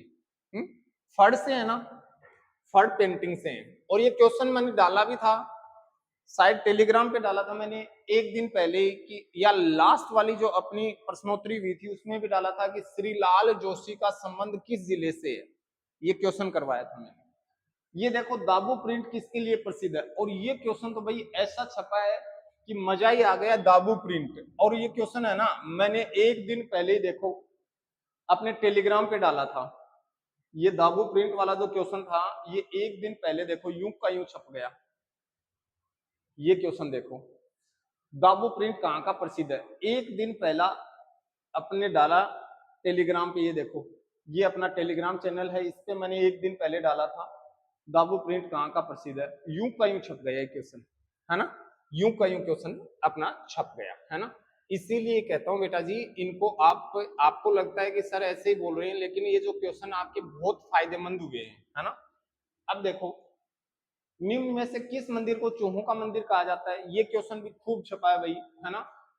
ये क्वेश्चन भी आपके खूब छपा है ना, कि किस मंदिर को चूहों का मंदिर कहा जाता है, ये क्वेश्चन भी अपन ने खूब करवाया था। इसमें आएगा करणी माता देशनोक बीकानेर। राजस्थान का सबसे पहला सीमेंट कारखाना, और ये क्वेश्चन देखो एक दिन पहले अपन ने उस पे डाला था, यूट्यूब कम्युनिटी पोस्ट पे पोस्ट किया था इसको मैंने, है ना, इसको मैंने यूट्यूब कम्युनिटी पोस्ट पे पोस्ट किया था। और ये दिखाता हूं आपको मैं, इसका भी प्रूफ है, ये देखो, ये वाला देखो क्वेश्चन, राजस्थान में प्रथम सीमेंट कारखाने की स्थापना कहाँ की गई थी, लाखेरी बूंदी में। ये क्वेश्चन आपके सामने है, और ये क्वेश्चन आपके सामने है, राजस्थान में पहले सीमेंट कारखाने की स्थापना कहाँ की गई थी, लाखेरी बूंदी में, है ना। ये क्वेश्चन भी आपके सामने है, ठीक है। तो इसको अपन देखते हैं, अगला क्वेश्चन जो है वो अपना देखते हैं, उसमें क्या पूछा गया है। अगला जो प्रश्न है उसमें अपने से क्या पूछा गया है, चलो देखते हैं। जनगणना 2011 के अनुसार राजस्थान की महिला साक्षरता दर क्या है, ये क्वेश्चन भी मैंने आपको करवाया था, यूं का यूं अपनी उसी स्लाइड में से आया है, पूरा का पूरा यूं का यूं करवाया हुआ क्वेश्चन है ये आपका। तो इसमें क्या होगा, 52.12%, कितनी होगी, 52.12। भारत में बाजरा उत्पादक राज्यों की सूची में राजस्थान का कौन सा स्थान है, बताओ। ये क्वेश्चन भी गलत किया है किसी ने, प्रथम स्थान है ना, कौन सा स्थान है, पहला स्थान है, ठीक है। अगला क्वेश्चन है, जनगणना 2011 के अनुसार राजस्थान की कुल कार्यशील जनसंख्या कितना प्रतिशत कृषि और उससे जुड़ी गतिविधियों पर निर्भर है, तो इसका राइट आंसर क्या होगा, 62%। क्या होगा, 62%। ओके। अब देखना है ये कि ये क्वेश्चन अपन ने पढ़ाया नहीं था भाई, ये एक क्वेश्चन ऐसा है, कार्यशील जनसंख्या कृषि पर कितनी आधारित है, ये मैंने आई थिंक जहां तक मुझे याद है मैंने नहीं करवाया था, है ना। अब देखो ये आ गया, राजस्थान में जिलों में 56 का मैदान स्थित है। अब ये क्वेश्चन भाई साहब यूं का यूं छपा हुआ है, ये आपके सामने क्वेश्चन है, और ये प्रश्नोत्तरी है। ये देखो, ये देखो, यूं का यूं 56 का मैदान, मैंने डायग्राम बना के बताया था, ये 56 का मैदान है, कांठल का मैदान है, वागड़ प्रदेश। और प्रश्नोत्तरी से यूं का यूं क्वेश्चन ये आपके छप गया, है ना, यूं का यूं आपके प्रश्न छपा है, देख लो आपके सामने है ना। अब ये क्वेश्चन देखो आपके सामने है, महिला साक्षरता वाला, जनगणना के अनुसार कुल साक्षरता, ये देखो मैंने आपके सामने लिखा था महिला साक्षरता दर 52.12%, यूं का यूं प्रश्न आ गया आपके महिला साक्षरता, है ना, यूं का यूं प्रश्न आया है। अब देखो इससे ज्यादा हो नहीं सकता कि जो पढ़ाया वो कंप्लीट आपके सामने आया, तो आप बता सकते हो 56 का मैदान कहाँ है, 56 का मैदान कहाँ है भाई, देखो ये मैंने वही बताया, प्रतापगढ़ और कहाँ है, बांसवाड़ा, प्रतापगढ़ और बांसवाड़ा। अब देखो, निम्न में से किस नदी का उद्गम राजस्थान से नहीं होता है, अब ये कहेंगे सर ये क्वेश्चन आपने नहीं बताया, नहीं होता है, अरे बेटा ये तो बताया था कौन कौन सी नदियों का उद्गम राजस्थान से होता है। अब देखो बनास का होता है क्या, खमनोर की पहाड़ी राजसमंद से होता है। बाण गंगा का बताओ, बैराट की पहाड़ियों से होता है, कोटपुतली से। काली सिंध को एक बार छोड़ दो, बांडी नदी का होता है राजस्थान से। तो अलग कौन सी होगी, काली सिंध। तो ये मध्य प्रदेश से उद्गम होता है। कहां से होता है, मध्य प्रदेश। ये क्वेश्चन आराम से आप कर सकते थे काली सिंध वाला, है ना। फिर देखो राजस्थान का कौन सा भाग रेगिस्तान है। अब ये क्वेश्चन भी बताने वाला था क्या, पश्चिमी मरुस्थलीय प्रदेश, पश्चिमी मरुस्थलीय प्रदेश कितनी बार पढ़ाया था मैंने, पश्चिमी भाग है। अगला देखो उष्ण कटिबंधीय वन कहाँ पाए जाएंगे। अरे उष्ण कटिबंधीय, उष्ण का मतलब गर्मी, कांटे जहां हैं, कांटे जैसे कटीली झाड़ियां हैं, कैर है, नागफनी है, कहाँ पाए जाएंगे, जीरो फाइट मैंने बताया था, जोधपुर और जैसलमेर में। कहां पाए जाएंगे, जोधपुर और जैसलमेर में। क्या बता रहा है, सही है, जोधपुर और जैसलमेर में। क्यों पाए जाएंगे बेटा, उष्ण नाम आते ही समझ जाते, उष्ण कटिबंधीय वन है। कौन से वन है, उष्ण कटिबंधीय वन है। ओके, अगला क्वेश्चन देखते हैं अपन। ये देखो आपके यूं के यूं क्वेश्चन आए हुए हैं। ये चूहों का मंदिर, करणी माता सामने आपके सामने है ये क्वेश्चन, है ना। अब देखो अगला जो क्वेश्चन है अपना, वो क्वेश्चन है राजस्थान के निम्नांकित नरजातीय समूह में कौन सा मुख्यतः चरी नृत्य प्रस्तुत करता है। चरी नृत्य कौन करते हैं, गुर्जर। कौन करते हैं, गुर्जर करते हैं। खूब करवाए हुए आपको। कितने प्रकार के खनिज उपलब्ध हैं। अब ये हाँ 81 नहीं है, तो इसमें राइट आंसर क्या होगा, 79। ये थोड़ा विवादित है भाई क्वेश्चन, है ना, है 79 बता रहे हैं ना, 79 आसपास। इसलिए बता रहा हूं, क्या पता इन्होंने इकोनॉमिक सर्वे उठाया हो नया वाला, और जो अपन ने लिखा है वो पिछला इकोनॉमिक सर्वे लिखा है ना। तो मैंने इसमें 81 प्रकार के बताए थे। जो बच्चा थोड़ा सा भी दिमाग लगाता पास पहुंच जाता, है ना, क्योंकि 81 और 79 में ज्यादा फर्क नहीं है अगर आप ऑप्शन से देखते तो। देखो अगला क्वेश्चन है, निम्नलिखित में से किस समाचार पत्र का संबंध विजय सिंह पथिक से नहीं था। और ये क्वेश्चन देखो आपके सामने, ये क्वेश्चन देखो आप एक बार। इस क्वेश्चन को मैं कह रहा हूं कि बच्चे इससे बहुत दूर हो गए थे। ये क्वेश्चन देखो आपके सामने, ये मैराथन क्लास का स्क्रीनशॉट है जिसमें मैंने आपके सामने लिखा है कि ये देखो, निम्नलिखित में से पथिक द्वारा प्रकाशित समाचार पत्र नहीं है। राजस्थान केसरी, नवीन राजस्थान, तरुण राजस्थान और यंग राजस्थान। ये जो था ये यंग इंडिया था जो महात्मा गांधी का था। मैंने यूं का यूं प्रश्न करवाया था, ये यूं का यूं छपा आपके एग्जाम में। अब भी इस प्रश्न को अगर कोई बच्चा गलत करके आया तो उसका कोई इलाज नहीं है। तो इसमें कौन सा होगा, राजस्थान ज्योति। प्रश्न कौन सा होगा, राजस्थान जो ज्योति है ना, ये ज्योति नहीं थी भाई। किसकी ज्योति नहीं थी, पथिक की। बाकी तीनों किसके थे, पथिक के थे, है ना। अगला क्वेश्चन है, राजस्थान के किसान आंदोलन के संदर्भ में सुमेलित नहीं है। साधु सीताराम दास बिजोलिया से थे, रामनारायण डेंगू से थे, भोजी लंबरदार भरतपुर से थे। और अपन ने रवि सर ने आपको कंप्लीट करवाया था ये क्वेश्चन, है ना, कि भोजी लंबरदार का संबंध किससे है, भरतपुर। चौधरी यासीन खान मेव से थे भी। तो राइट आंसर क्या होगा, भोजी लंबरदार भरतपुर के थे, है ना। निम्नलिखित में से किस स्थान से 1885 में अंग्रेजी साप्ताहिक पत्र राजस्थान टाइम प्रकाशित होना शुरू हुआ था। कहां से हुआ था भाई, जोधपुर, अजमेर, जयपुर और उदयपुर से। तो इसमें अजमेर सबसे बड़ी, यहाँ अजमेर मेरवाड़ा से ही प्रकाशित होते थे जितने भी समाचार पत्र थे। लोंगे वाला वार मेमोरियल कहाँ है, जैसलमेर में। कहाँ है, जैसलमेर में। बहुत अच्छे से आप ये क्वेश्चन कर सकते थे। बादल महल के बारे में निम्नलिखित में से कौन सा सुमेलित नहीं है। अब नहीं है वाला थोड़ा सा भी अगर आप दिमाग लगाते ना, बादल महल देखो इसने कहा लिखा है कि उदयपुर का शानदार महल है। ये बात सही है, उदयपुर का था।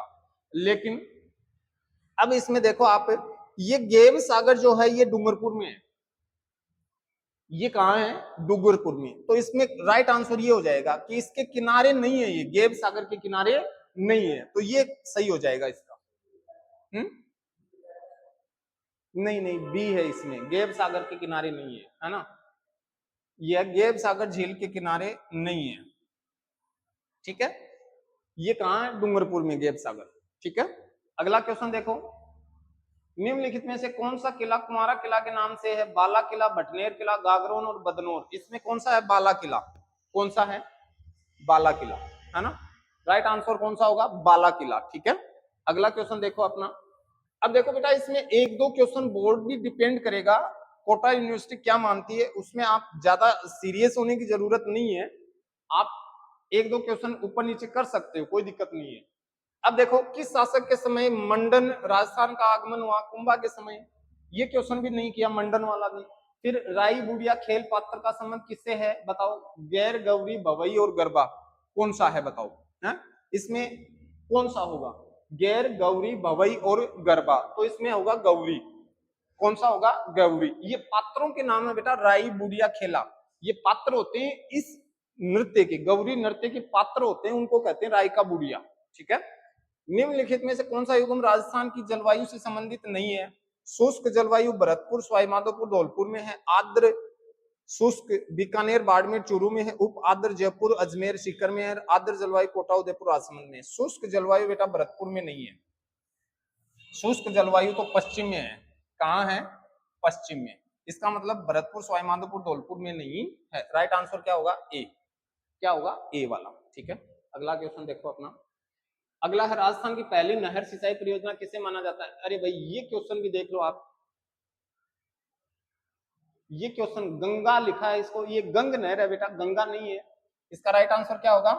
गंग नहर। ये गंग नहर है, गंग नहर है ना। ये कौन सी नहर है? गंग नहर है। अब ये जो नहर थी, ये महाराजा गंगा सिंह लेके आया था, और ये हनुमानगढ़ और श्री गंगानगर जिले में सिंचाई पूर्ति करती है, गंग नहर। और इसीलिए गंगा सिंह को भारत का भागीरथ कहा जाता है। क्या कहा जाता है? भारत का भागीरथ कहा जाता है। राजस्थान में अरावली पर्वतमाला का विस्तार है, देखो किधर से है? दक्षिण पूर्व से उत्तर पश्चिम की ओर, उत्तर पूर्व से दक्षिण पश्चिम की ओर, दक्षिण मध्य से उत्तर मध्य की ओर, उत्तर पश्चिम से दक्षिण पूर्व की ओर। अब मैंने आपको बताया था बेटा, अरावली ऐसे है, तो ये दिशा कौन सी हो गई? उत्तर। और ये कौन सी हो गई? पूर्व। तो उत्तर पूर्व से दक्षिण, बोलो दक्षिण पश्चिम, तो उत्तर पूर्व से दक्षिण पश्चिम राइट आंसर बी हो गया। मैंने खूब अच्छे से करवाया क्वेश्चन। राजस्थान और मध्य प्रदेश की सीमा पर स्थित रेलवे स्टेशन भवानी मंडी है बेटा। कौन सा है? भवानी मंडी। किस लोक देवता को राजस्थान में शेषनाग का अवतार कहा जाता है? किसको कहा जाता है? बताओ भाई, किसको कहा जाता है? तेजा जी को, गोगा जी को, कल्ला जी को, रामदेव जी को? तो इसमें कहा जाता है कल्ला जी को। किसको कहा जाता है? कल्ला जी को। अब राजस्थान में अनुसूचित जाति के लिए लोकसभा और राज्य विधानसभा में आरक्षित सीटों की क्रमशः संख्या कितनी है? ये क्वेश्चन तो मैंने अलग से नोट डाल के लिखवाया था, है ना। इसमें ए नहीं बता रखा, नहीं इसमें अपन ने करवाए थे ना आपको ये क्वेश्चन, मैंने लिखवाया भी था लास्ट में आपको, है ना। 4 और 34 है इसमें, है ना, 4 और 34। फिर रानी दादी सती का मंदिर झुंझुनू में है, मैंने करवाया था आपको। किस वर्ष में प्रथम सहकारी कृषि बैंक की स्थापना हुई थी? ये क्वेश्चन बताओ भाई, किस वर्ष में, किस वर्ष में राजस्थान में प्रथम सहकारी कृषि बैंक की स्थापना हुई थी? 1904 में। ये क्वेश्चन नहीं करवाया बेटा आपने, ये बिना पढ़ाए में से आया है ना, ये क्वेश्चन नहीं करवाया। अब ये क्वेश्चन जो है, जनगणना 2011 के अनुसार राजस्थान में पशुधन कितना है? ये क्वेश्चन बेटा डिलीट होगा, ये डिलीट होगा। जनगणना 2011 में पशुधन पूछ रहा है, कहां से आएंगे पशुधन? कहां से आएगा? समझ रहे हो मेरी बात को भाई? पशु गणना 2012 में हुई, 2007 में हुई, 2019 में हुई, तो 2011 में पशु गणना हुई नहीं, तो ये गलत क्वेश्चन प्रिंट है, ये क्वेश्चन गलत है, डिलीट होगा ये क्वेश्चन, है ना। निम्न में से किस स्थान पर अंग्रेजों की सैनिक छावनी नहीं थी? नीमच में थी, देवली, नसीराबाद, शाहपुरा में नहीं थी। शाहपुरा में नहीं थी, बहुत अच्छे से करवा रखा है। राजस्थान में सामेला प्रथा का संबंध है, ये क्वेश्चन बताओ भाई। राजस्थान में सामेला प्रथा का संबंध किससे है? बताओ। विवाह से है क्या? चलो तो विवाह से है, फिर सही है आपका। किससे है भाई? विवाह से है ना। सामेला प्रथा का संबंध किससे है? विवाह से है ना। ये करवाया होगा सर ने, अजय सर ने, प्रथाएं, ये प्रथाएं सर ने करवाई थी, ये नहीं था उसमें। चलो कोई बात नहीं, ये एक ऐसा क्वेश्चन है, ये भी अपन ने नहीं पढ़ा। अब देखो 2011 की जनगणना के अनुसार राजस्थान में तीसरे सबसे ज्यादा धर्मावलंबी कौन है? सिख है। कौन है? सिख है ना। अगला क्वेश्चन देखो, निम्नलिखित में से कौन सा युग्म सही नहीं है? अलवर मेवात, मैंने बताया था लास्ट की अपनी स्लाइड थी उसमें मैंने यही बताया था, भरतपुर गुंगाड़ नहीं है बेटा, जयपुर और उसके आसपास का है। अलवर भरतपुर को मेवात कहते हैं, है ना, ये इसमें नहीं है, ठीक है। अगला है, महाकवि माघ द्वारा रचित शिशुपाल वध किस शताब्दी की रचना है? ये क्वेश्चन बताओ, 8वीं, 7वीं, 11वीं और 12वीं, इसमें क्या होगा? 8वीं शताब्दी। कौन सा होगा? 8वीं शताब्दी। लोकायुक्त को प्रभावी बनाने के लिए 2014 में किसकी अध्यक्षता में एक समिति का गठन किया गया? ज्ञान प्रकाश, बलवंत राय मेहता, प्रताप कृष्ण लोहरा और नरपतमल लोढ़ा। कौन था इसमें? तो देखो बेटा, ये बलवंत सिंह मेहता तो पंचायती राज का था, आराम से आप देख लेते, तो इसमें नरपतमल लोढ़ा जो थे उनकी अध्यक्षता में हुआ, ठीक है। तो इसका राइट आंसर क्या होगा? अपना ये वाला होगा। नेक्स्ट अपन देखते हैं, अपना आगे के क्वेश्चन देखते हैं, फटाफट बताओ भैया, है ना।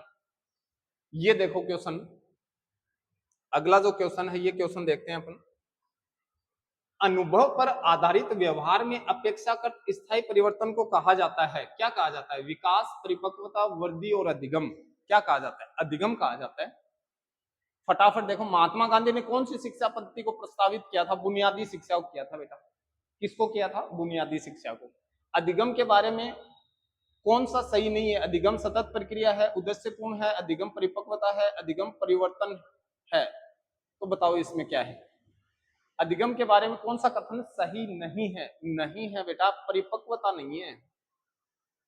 अधिगम परिपक्वता नहीं है, परिपक्वता आती है उम्र के हिसाब से, जैसे जैसे आप उम्र में बढ़ते हो परिपक्वता आती है। निम्नलिखित, और ये क्वेश्चन तो मैंने करवाए थे भाई अधिगम की विशेषताओं में, यूं के यूं करवाए हुए थे। निम्नलिखित में से कौन सा सतत व्यापक प्रणाली सीसीई के मूल्यांकन में सम्मिलित नहीं है? परिवार कार्य क्षेत्र, संज्ञानात्मक कार्य क्षेत्र, भावात्मक और मनोशारीरिक। तो इसमें परिवार नहीं है ना, कौन सा नहीं है? परिवार नहीं है, मैंने करवाए थे ये क्वेश्चन, है ना। निम्नलिखित में से कौन सा संप्रेषण में बाधक है? सांस्कृतिक समानता, अधिक दुश्चिंता, स्पष्टता और संक्षिप्तता। बाधक है, संप्रेषण में बाधक कौन सी है बताओ? अगर आप चिंता में रहोगे तो संप्रेषण होगा कहां से? आप सामने वाले व्यक्ति से कनेक्ट ही नहीं हो पाओगे, जुड़ ही नहीं पाओगे, तो संप्रेषण होगा नहीं, ठीक है ना। अगला क्वेश्चन है, किस प्रकार का नेतृत्व विद्यार्थियों की समुचित वृद्धि तथा विकास में बहुत अनुकूल और सहायक हो सकता है? यानी कि किस प्रकार का जो नेतृत्व है वो विद्यार्थियों के समुचित वृद्धि तथा विकास में बहुत अनुकूल और सहायक हो सकता है? सत्तावादी, नौकरशाही, लोकतांत्रिक और ट्रांससेक्सल प्रबंधकीय। कौन सा होगा बताओ इसमें? लोकतांत्रिक। मैंने बताया था बेटा, अच्छे अच्छे नाम आ जाए ऑप्शन सोचना ही मत कर देना, है ना, मैंने बताया था ये। सृजनात्मकता संबंधित है, ये तो मैंने इतना इंपॉर्टेंट लगवाया था आप लोगों को, अब सारी चिंतन से मैंने लिखवाया भी था बेटा, अब सारी चिंतन से। निम्नलिखित में से कौन सा कथन सृजनशील व्यक्तियों के बारे में गलत है? सृजनशील व्यक्तियों का ज्ञान व्यापक होता है, सृजनशील व्यक्तियों में स्वतंत्र निर्णय लेने की क्षमता होती है, सृजनशील व्यक्ति चिंतन और कार्यों में लचीलापन दिखाते हैं, सृजनशील अधिकतर पारंपरिक होते हैं और अस्पष्ट विचारों में रुचि नहीं दिखाते हैं। ये वाली गलत बात है बेटा, पारंपरिक नहीं होते हैं, मैंने लिखवाया था, ये अपरंपरावादी होते हैं, ये परंपराओं को नहीं मानते हैं, है ना। अगला है, एक अध्यापक की सर्वाधिक रुचि होनी चाहिए विद्यार्थी के सर्वांगीण विकास में। मैंने बताया था बेटा, जहां सर्वांगीण शब्द आ जाए उसको बिना सोचे समझे कर देना। राइट आंसर क्या होगा? विद्यार्थी के सर्वांगीण विकास। अगला क्वेश्चन देखो अपना, ये क्वेश्चन देखो, निम्नलिखित में से कौन सा, अगला क्वेश्चन है अपना, निम्नलिखित में से, अच्छा अगला क्वेश्चन क्या रह गया अपना, देखते हैं इसको। एक प्रभावी नेता टीम की त्रुटि होने पर जिम्मेदारी स्वयं पर लेता है, संपूर्ण टीम को जिम्मेदार बताता है, बाहरी कारक को जिम्मेदार बताता है, त्रुटि होना नहीं मानता है। क्या करेगा इसमें बताओ? अगर एक टीम का नेता है वो क्या करेगा इसमें? टीम का नेता है, त्रुटि होने पर जिम्मेदारी स्वयं लेगा या संपूर्ण टीम को जिम्मेदार बनाएगा या बाहरी कारक, अरे नहीं मैंने किया ही नहीं, किसी बाहरी व्यक्ति ने किया है, ऐसे बोलेगा, या फिर त्रुटि होना नहीं मानता है। तो इसका राइट आंसर क्या होगा? जिम्मेदारी स्वयं पर लेता है। निम्नलिखित में से कौन सी मूल्यांकन विधि पक्षपातपूर्ण और वस्तुनिष्ठ हो सकती है? इकाई परीक्षण, अवलोकन, सूची और उपलब्धि परीक्षण। यानी कि पक्षपातपूर्ण एवं व्यक्तिनिष्ठ हो सकती है, कौन सी होगी बताओ? कौन सी होगी? उपलब्धि परीक्षण, अचीवमेंट टेस्ट, है ना, उपलब्धि परीक्षण। यानी कि आप इसमें आप बच्चे को अच्छे मार्क्स भी दे सकते हो, उपलब्धि में अच्छे मार्क्स, उसको आप बता सकते हो। अगला क्वेश्चन है, विद्यार्थियों में सहयोग की भावना बढ़ाने के लिए निम्नलिखित में से कौन सा सबसे प्रभावशाली होगा? व्यक्तिगत स्पर्धा का आयोजन, गृह कार्य देना, सहयोग पर पुस्तकें बताना और समूह खेलों का आयोजन। इसमें राइट आंसर क्या होगा बेटा? सहयोग की भावना करोगे तो समूह खेलों का आयोजन करोगे। मैंने आपको बताया था खूब अच्छे से ये क्वेश्चन, है ना। चलो अगली स्लाइड देखते हैं अपन। अगला है, एक विद्यार्थी देर से आता है तो अध्यापक को चाहिए कि उसे घर भेज दे, कालांश पूर्ण होने के बाद कारण जाने, प्रधानाध्यापक को सूचित करे, देर से आने पर ध्यान न दे। तो देखो बेटा इसमें क्या होगा, इसमें दो बातें हैं, ये वाली बात गलत है, ये वाली बात गलत है। तो इसमें राइट आंसर क्या होगा? कालांश पूरा होने के बाद, मैंने आपको बताया था जहां कारण आ जाए, कारण जानना हो, मैंने खूब बताया था, कारण ऑप्शन में आ जाए तो उसको सही कर देना। कारण जानेंगे। नवीन, मौलिक और उपयुक्त विचारों, कार्यों को उत्पन्न करने की योग्यता, खूब बताया था, सृजनात्मकता है। क्या है? सृजनात्मकता, क्रिएटिविटी है, ठीक है ना। एक नेता होना चाहिए गतिशील, कठोर, कंजूस और अस्पष्ट। कैसा होना चाहिए? गतिशील होना चाहिए। अरे कठोर, कंजूस, अस्पष्ट होगा, नेता कौन बनाएगा उसको? कोई नहीं बनाने वाला। अगला क्वेश्चन है, WHO द्वारा मूल जीवन कौशल में किसे शामिल नहीं किया गया है? अंतर व्यक्तिक संबंध कौशल को, गणितीय कौशल को, समस्या समाधान कौशल को, या आत्म जागरूकता को? ये क्वेश्चन भाई थोड़ा अलग से डाला इन्होंने, ये वाला जो क्वेश्चन है इन्होंने थोड़ा सा इसको अलग से डाला है। चलो इसका राइट आंसर बताओ क्या होगा? इसमें गणितीय कौशल क्या होंगे? जो गणित के जो कौशल हैं वो शामिल नहीं होंगे। गणितीय जो कौशल हैं वो इसमें शामिल नहीं होंगे, है ना। चलो अगला क्वेश्चन देखते हैं। अगला क्वेश्चन जो है वो अपना देखते हैं। टॉरेंस, मैंने बताया था ना सृजनात्मकता के आयाम है, स्पेशल मैंने नोट लगवाया था ये क्वेश्चन, है ना। स्पेशल मैंने लिखा था टॉरेंस का, है ना, बाकर मेहंदी का और टॉरेंस का। तो इसमें बताओ, बाकर मेहंदी का लिखवाया था मैंने आपको, है ना। बताओ मौलिकता, लचीलापन और धारा प्रवाहिता, क्या होगा इसमें? यही होगा, मौलिकता होगी, लचीलापन होगा और धारा प्रवाहिता। सृजनात्मकता के आयाम बताए थे मैंने। निम्नलिखित में से कौन सा सृजनात्मकता को विद्यार्थियों में प्रोत्साहित करता है? व्याख्यान, आज्ञाकारिता, मस्तिष्क उद्वेलन और अनुशासन। इसमें राइट आंसर होगा मस्तिष्क उद्वेलन, ब्रेन स्टॉर्मिंग। और मैंने आई थिंक लास्ट क्लास से पहले जो क्वेश्चन करवाया था मैंने बताया भी था, सृजनात्मकता की सर्वश्रेष्ठ विधि है जिसका प्रतिपादन आसबर्न ने किया था, लिखवाया था मैंने। एक अध्यापक पाठ के पूरा होते ही एक परीक्षा लेता है, यह परीक्षा कहलाएगी इकाई, अभिवर्ती परीक्षण, मूल्य परीक्षण, ज्ञान परीक्षण। क्या कहलाएगी बताओ? एक अध्यापक पाठ पूरा होते ही परीक्षा लेता है, क्या कहलाएगी? ज्ञान परीक्षण, नॉलेज परीक्षण है। इकाई परीक्षण पूरी यूनिट का टेस्ट होता है, समझ रहे हो मेरी बात को? जैसे हमने एक यूनिट पूरी कर दी, एक यूनिट में 3 चैप्टर है, वो पूरे किए, उसके बाद हमने टेस्ट लिया, वो क्या है? इकाई परीक्षण, ठीक है। ये ज्ञान का परीक्षण है बेटा। मैंने पूछा नॉलेज आपको कितना हुआ है, ठीक है। अगला क्वेश्चन है, एक प्रभावी संप्रेषण के लिए संदेश नहीं होना चाहिए, अनेकार्थक नहीं होना चाहिए। ऐसे नहीं है कि आप बोलना कुछ चाह रहे हो उसके 10 अर्थ निकल रहे हो, अनेक अर्थ नहीं निकलने चाहिए, ठीक है ना। अगला क्वेश्चन देखो, बालिका शिक्षा को महत्ता देने का प्रमुख कारण है सामाजिक बदलाव में महिलाओं की महत्वपूर्ण भूमिका, महिलाओं के पास समय की अधिकता, महिलाओं की कमजोर शारीरिक शक्ति, महिला जनसंख्या में कमी। बालिका शिक्षा को महत्ता देने का प्रमुख कारण एक ही है बेटा इसमें, ए वाला, है ना। विद्यार्थियों को अध्ययन के लिए प्रेरित करने हेतु कौन सा तरीका उचित होगा? बताओ, ये क्वेश्चन भी मैंने करवाया था, कौन सा तरीका उचित होगा भाई बताओ? विद्यार्थियों को रटकर सिखाने के लिए कहना, नोट्स देना, महत्वपूर्ण प्रश्न बताना, विद्यार्थियों को फीडबैक देना। सबसे अच्छा है बेटा पुनर्बलन, फीडबैक देना, बताया था ना मैंने, पुनर्बलन देना। शाबाश बेटा तूने बहुत अच्छा किया, शाबाश, बहुत अच्छा। फीडबैक होता है बेटा, वो क्या होता है? फीडबैक।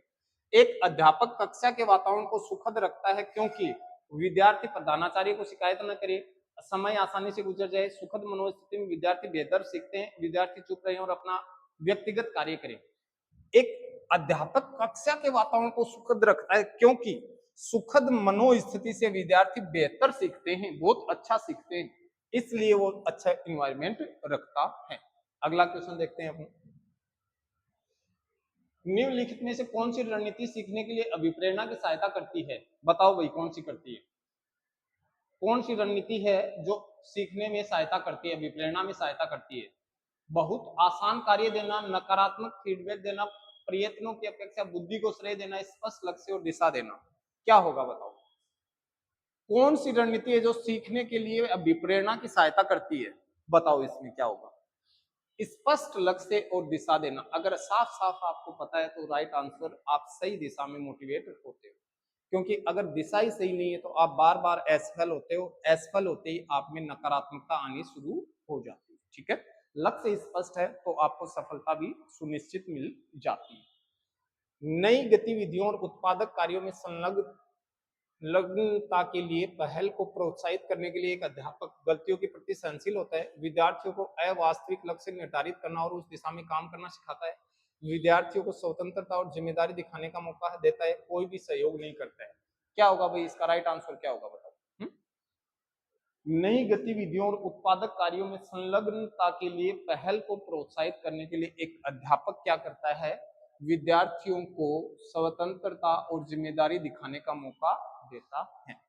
कक्षा का माहौल नहीं होना चाहिए भरोसेमंद, धमकी भरा, ध्यान रखने वाला या सम्मानपूर्ण। धमकी भरा नहीं होना चाहिए। ये देखो बेटा, अगला है प्रशंसा का उपयोग करते समय एक अध्यापक कौन सी गलती कर सकता है? व्यक्ति की नहीं, कार्य की प्रशंसा करना।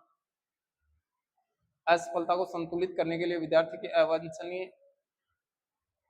प्रशंसा करना, व्यक्तिगत विद्यार्थी के पिछले प्रयासों के संबंध में प्रगति की प्रशंसा करना, प्रशंसा सीधे तौर पर उचित व्यवहार से जुड़ी हो। क्या होगा इसका राइट आंसर? इसमें ये होगा बेटा कि असफलता को सुनिश्चित करने के लिए अवांछनीय प्रशंसा करना। रिपोर्ट कार्ड तैयार करने में क्या उचित नहीं है? रिपोर्ट स्व व्याख्यात्मक होनी चाहिए, रिपोर्ट में विद्यालय द्वारा तय किए गए सभी मापदंड होने चाहिए, रिपोर्ट कार्ड में नकारात्मक टिप्पणियां होनी चाहिए, रिपोर्ट करते समय भाषा स्पष्ट होनी चाहिए। क्या होगा बताओ? इसमें राइट आंसर होगा रिपोर्ट कार्ड में नकारात्मक टिप्पणियां होनी चाहिए। ये उचित नहीं है। नकारात्मक तो मैंने आपको बताया था ऑप्शन में, नकारात्मक शब्द तो सेलेक्ट करना ही नहीं है। अध्यापक की कार्य क्षमता को बढ़ाया जा सकता है। बताओ, कोई अध्यापक है उससे आप अधिक कार्य कैसे करवा सकते हो? हैं, कैसे करवा सकते हो? बताओ कैसे करवाओगे? अध्यापक की कार्य क्षमता को कैसे बढ़ाओगे? परीक्षा फल के अनुसार पदोन्नति देकर, कठोर प्रशासन द्वारा उनके कार्य की सराहना करके, अच्छा वेतन देकर। तो उसके कार्यों की क्या होगा? सराहना करके, उसके कार्यों की सराहना करके। अगला क्वेश्चन है कि ग्रीष्म अवकाश में व्यावसायिक संवर्धन कार्यक्रम आयोजित किया गया है। इस स्थिति में आप कोशिश करेंगे कि परिवार को समय भी दें पाएं और व्यावसायिक संवर्धन कार्यक्रम में भी भाग लें। किसी भी माध्यम से व्यावसायिक संवर्धन कार्यक्रम में जाने से बचने का प्रयास करेंगे। ग्रीष्म अवकाश हेतु पूर्व नियोजित कार्यक्रमों को स्थगित कर व्यावसायिक संवर्धन कार्यक्रम में जाएंगे, या व्यावसायिक संवर्धन कार्यक्रम में जाएंगे किंतु पूर्ण समय न बैठकर जल्दी वापस आ जाएंगे। तो इसका राइट आंसर क्या होगा?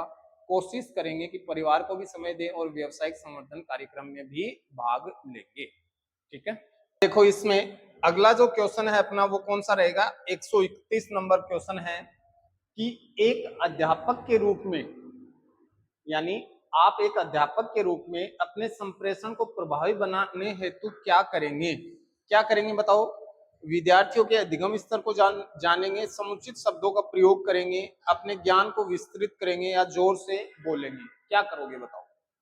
एक अध्यापक के रूप में आप संप्रेषण को प्रभावी बनाना चाहते हो, क्या करोगे बताओ? विद्यार्थियों के अधिगम स्तर को जानोगे, या समुचित शब्दों का प्रयोग करोगे, या अपने ज्ञान को विस्तृत करोगे? क्या बता रखा है इसमें? ए वाला आएगा? नहीं नहीं, इसमें ये वाला ही बनेगा, समुचित शब्दों का प्रयोग करेंगे। किसका प्रयोग करेंगे? समुचित शब्दों का। अगला क्वेश्चन है, एक अध्यापक के रूप में आप प्राथमिकता देंगे, किसको प्राथमिकता देंगे? बच्चों में आलोचनात्मक एवं वैज्ञानिक चिंतन के विकास को, समय पर पाठ्यक्रम पूर्ण करने को, धीमे अधिगम वाले विद्यार्थियों को सामान्य विद्यार्थियों के समकक्ष लाने हेतु प्रयास करने को, और बच्चों में श्रेष्ठ अध्ययन आदतों के विकास को। तो इसमें बेटा राइट आंसर क्या होगा? बच्चों में आलोचनात्मक एवं वैज्ञानिक चिंतन के विकास में। ठीक है, अगला क्वेश्चन देखते हैं अपन। अगला जो प्रश्न है अपना वो रहेगा, यदि आप आपको सामान्य छात्रों के साथ साथ एक दिव्यांग छात्र को पढ़ाने का अवसर मिले तो आप उसे कक्षा में किस प्रकार का शिक्षण देना चाहेंगे? दिव्यांग का मतलब क्या होता है बेटा? दिव्यांग का मतलब होता है फिजिकली हैंडीकेप्टेड। ठीक है, अब देखो, मान लो कोई सामान्य बच्चा उसके साथ दिव्यांग बच्चा आ गया तो आप क्या करोगे? उस पर अतिरिक्त ध्यान नहीं देंगे क्योंकि अधिकांश विद्यार्थियों को परेशानी हो सकती है, तो ये बात गलत है। अगली बात है, कक्षा में सहानुभूतिपूर्ण उसका ध्यान रखेंगे। ठीक है, एक बार छोड़ दो इस बात को। आप सोचेंगे कि यह उनके भाग्य में है, अतः आप कुछ नहीं कर सकते, ये बात भी गलत है, ये बात भी गलत है। उसके लिए आगे की पंक्ति में सीट की व्यवस्था करेंगे और सुविधाजनक गति से अध्यापन का प्रयास करेंगे। तो इसमें हम ये भी कर सकते हैं कि कक्षा में सहानुभूतिपूर्ण उसका ध्यान रखेंगे। बातें दोनों सही हैं। सहानुभूति में ये शब्द समाहित होते हैं, जहां सहानुभूति शब्द आ गया उसमें ये शब्द समाहित होंगे। ठीक है, निम्नलिखित में से किस विधि द्वारा विद्यार्थी का सही मूल्यांकन संभव है? पाठ्यक्रम के अंत में मूल्यांकन, साल में 2 बार मूल्यांकन, सतत मूल्यांकन और रचनात्मक मूल्यांकन। तो जहां सतत नाम आ गया तो वहां क्या करना है? सतत मूल्यांकन, सतत और व्यापक मूल्यांकन, क्योंकि सतत और व्यापक मूल्यांकन का ही भाग क्या है? रचनात्मक मूल्यांकन। ठीक है, अगला क्वेश्चन, जब कुछ छात्र जानबूझकर शरारत करके कक्षा के अनुशासन को भंग करने का प्रयास कर रहे हैं तो आप शिक्षक के रूप में क्या भूमिका निभाएंगे? जानबूझकर कक्षा में अनुशासन को क्या कर रहे हैं? भंग कर रहे हैं, तो क्या करेंगे? छात्रों को कक्षा से निकाल देंगे? नहीं निकालेंगे, ये गलत बात है। उन छात्रों को अन्य छात्रों से पृथक कर देंगे? नहीं करेंगे। अपनी शक्तियों के प्रयोग से विद्यार्थियों को सुधारेंगे और उन्हें आत्मनिरीक्षण का अवसर देंगे और उनके व्यवहार में सुधार करेंगे। तो इसमें राइट आंसर क्या होगा? डी। राइट आंसर क्या होगा? उनमें आत्मनिरीक्षण का अवसर देंगे और उनके व्यवहार में सुधार करेंगे। कक्षा में प्रभावी अनुशासन बनाए रखने के लिए शिक्षक को चाहिए कि छात्र को वह करने दें जो उन्हें पसंद है। गलत बात है, बच्चे तो कभी पढ़ना पसंद करते ही नहीं है। क्या कक्षा में प्रभावी अनुशासन बनाए रखने के लिए शिक्षक को चाहिए कि छात्रों को वह करने दें जो उन्हें पसंद है। छात्रों के साथ सख्ती से पेश आएं? गलत बात है। छात्रों को हल करने के लिए कुछ समस्याएं दें, उनके साथ विनम्रता और दृढ़ता से पेश आएं। अब देखो बेटा, इसमें कह क्या रहा है कि प्रभावी अनुशासन बनाए रखने के लिए शिक्षक को चाहिए कि उनके साथ विनम्रता और दृढ़ता से पेश आएं, छात्रों को हल करने के लिए कुछ समस्याएं दें, छात्रों को वह करने दें जो उन्हें पसंद है और छात्रों के साथ सख्ती से पेश आए। अगर प्रभावी अनुशासन बनाना है ना तो विनम्रता और दृढ़ता से पेश आना चाहिए, है ना? ये तो नहीं है बेटा। भाई बच्चा पसंद करेगा ही नहीं कभी बच्चा पढ़ना पसंद करता है क्या? कभी कभी नहीं करता है। बच्चे को तो मजे चाहिए, क्लास में मौज मस्ती चाहिए। तो फिर अगर बच्चे को पसंद है वो करेगा तो अनुशासन कैसे होगा? कोई तो बच्चा है टांग ऊपर करके बैठेगा, कोई किसी के पास जाके बैठेगा, किसी से छेड़खानी करेगा, तो पसंद तो उसको वो आ रही है, पढ़ाई थोड़ी आ रही है। तो ये बात गलत है, पसंद वाली बात गलत है। इसमें राइट आंसर हो सकता है, जहां तक मेरा मानना है, सी और डी में से। ये 50-50 है बेटा, कंफर्म नहीं कर सकता मैं, लेकिन इसमें जहां तक मेरा ओपिनियन जाएगा तो मैं कहूंगा विनम्रता और दृढ़ता से। बच्चों को प्यार से समझाओ और जहां उसने गलती की उसे उसे डांटो। समझ रहे हो? जहां गलती करे वहां डांटो और बाकी प्यार से समझो। अगला क्वेश्चन है अपना, अगला क्वेश्चन क्या है वो देखते हैं। चलो, ये थोड़े से बेटा डिपेंड करता है कि मानसिक स्तर कैसा है एग्जामिनर का, उसके अकॉर्डिंग अपन देखते हैं। विद्यालय मूल रूप से सामाजिक संस्थाएं हैं क्योंकि वे हमारी संस्कृति के मूल्यों को संरक्षित करते हैं और भावी पीढ़ियों में उनका संचार करते हैं। ये बात मेरे को सही लग रही है। वे सामाजिक प्रगति के तरीके और साधन सुझाते हैं, वे सामाजिक समस्याओं के समाधान का सुझाव देते हैं, वे समाज द्वारा किए गए दान से संचालित होते हैं। तो इसमें राइट आंसर क्या होगा बेटा? पहला ही होगा। शिक्षक के लिए गतिशील दृष्टिकोण का अर्थ है कि शिक्षण सशक्त और प्रभावी होना चाहिए, शिक्षक ऊर्जावान और गतिशील होना चाहिए, शिक्षक का विषय स्थिर होना चाहिए, छात्रों को गतिविधियों के माध्यम से सीखने की आवश्यकता होनी चाहिए। क्या होगा इसमें? तो इसमें बेटा जहां शब्द आ जाए क्या? गतिविधियां। क्या होगा? गतिविधियां। तो डी वाला सही होगा। एक शिक्षक सफल हो सकता है यदि वह छात्रों को बेहतर नागरिक बनाने में मदद करता है, छात्रों को विषय का ज्ञान प्रदान करता है, छात्रों को परीक्षा उत्तीर्ण कराने के लिए तैयार करता है, या विषय वस्तु को सुव्यवस्थित ढंग से प्रस्तुत करता है। तो वो क्या करेगा बेटा, छात्रों को बेहतर नागरिक बनाने में मदद करेगा, बेहतर नागरिक बनाएगा। ठीक है ना। अगला क्वेश्चन है, एक शिक्षक स्वयं और शिक्षार्थियों से रचनात्मकता कैसे विकसित कर सकता है? यानी कि खुद में और जो बच्चे हैं उनमें रचनात्मकता का मतलब होता है क्रिएटिविटी, सृजनात्मकता होता है। तो उसमें कैसे विकसित करेगा? किसी रचनात्मक कार्य की प्रशंसा करके, नए लक्ष्य निर्धारित करके, नई अद्यतन जानकारी देकर और विचारोत्तेजक खेल खिलाकर। तो इसमें राइट आंसर 4 नंबर होगा। क्या होगा? विचारोत्तेजक खेल खिलाकर, यानी कि विचारों में परिवर्तन आए बार बार, तब वो उसमें क्या आएगी? रचनात्मकता आएगी। छात्रों के शैक्षणिक प्रदर्शन में सुधार किया जा सकता है यदि माता पिता को प्रोत्साहित किया जाए कि अपने बच्चे के काम का पर्यवेक्षण करें, अतिरिक्त ट्यूशन की व्यवस्था करें, अपने बच्चे को आवश्यक संसाधन उपलब्ध कराएं, बच्चे की प्रगति के बारे में शिक्षकों के साथ अक्सर बातचीत करें। तो इसमें राइट आंसर क्या होगा? 4 नंबर होगा, अक्सर बातचीत करनी पड़ेगी। स्कूल के शिक्षक और जो आपके अभिभावक हैं उनको आपस में बातचीत करनी पड़ेगी।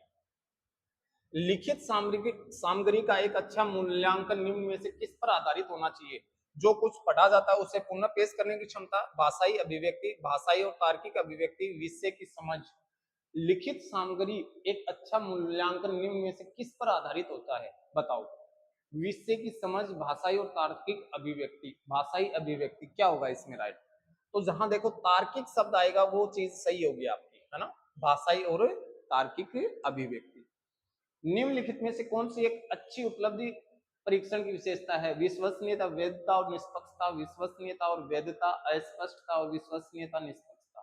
तो विश्वसनीयता, वैधता और निष्पक्षता होगा। राइट आंसर क्या होगा इसमें? ए वाला, है ना।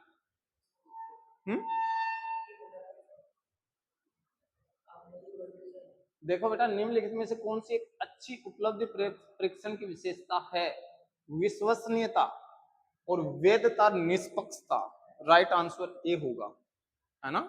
मैंने बताया भी था अच्छे परीक्षण के गुण, और वहां मैंने लिखवाया भी था बेटा, वैधता है, वैलिडिटी है, व्यवहारिकता है, विभेदकारिता है, ये चीजें बताई थी मैंने आपको, याद है ना। तो वही है। अब देखो, वैधता का मतलब जिसके लिए आपने किया उसी का वो मूल्यांकन करें। ठीक है। विद्यालय में पाठ्य सहगामी क्रियाओं का सर्वाधिक महत्वपूर्ण उद्देश्य है बच्चों का सर्वांगीण विकास करना। जहां सर्वांगीण शब्द आए बिना सोचे समझे ही कर दो। अगला है, यदि कोई छात्र नियमित रूप से गृह कार्य करके नहीं ला रहा है, इस स्थिति में आप क्या करोगे? मैंने बताया था ना ऑप्शन कारण, जहां शब्द कारण आ जाए बिना सोचे समझे कारण कर दो। अगला है, एक शिक्षक की सबसे महत्वपूर्ण चुनौती है छात्रों में गृह कार्य करवाना, शिक्षण अधिगम प्रक्रिया को मनोरंजक बनाना। सबसे बड़ी समस्या बेटा ये, क्योंकि अच्छे से सभी शिक्षकों को शिक्षण सूत्र, शिक्षण विधियों का उपयोग करना नहीं आता है। और कक्षा में अनुशासन बनाए रखना और प्रश्न पत्र तैयार करवाना। इसमें आएगा बेटा शिक्षण अधिगम प्रक्रिया को मनोरंजक बनाना, है ना। अनुशासन बनाए रखने की जरूरत नहीं है, क्योंकि शिक्षण अधिगम प्रक्रिया मनोरंजक होगी तो बच्चे अपने आप अनुशासन बना लेते हैं, है ना। ठीक है। अनुशासन तो क्या है कि आप व्याख्यान विधि से भी अनुशासन बनवा सकते हो।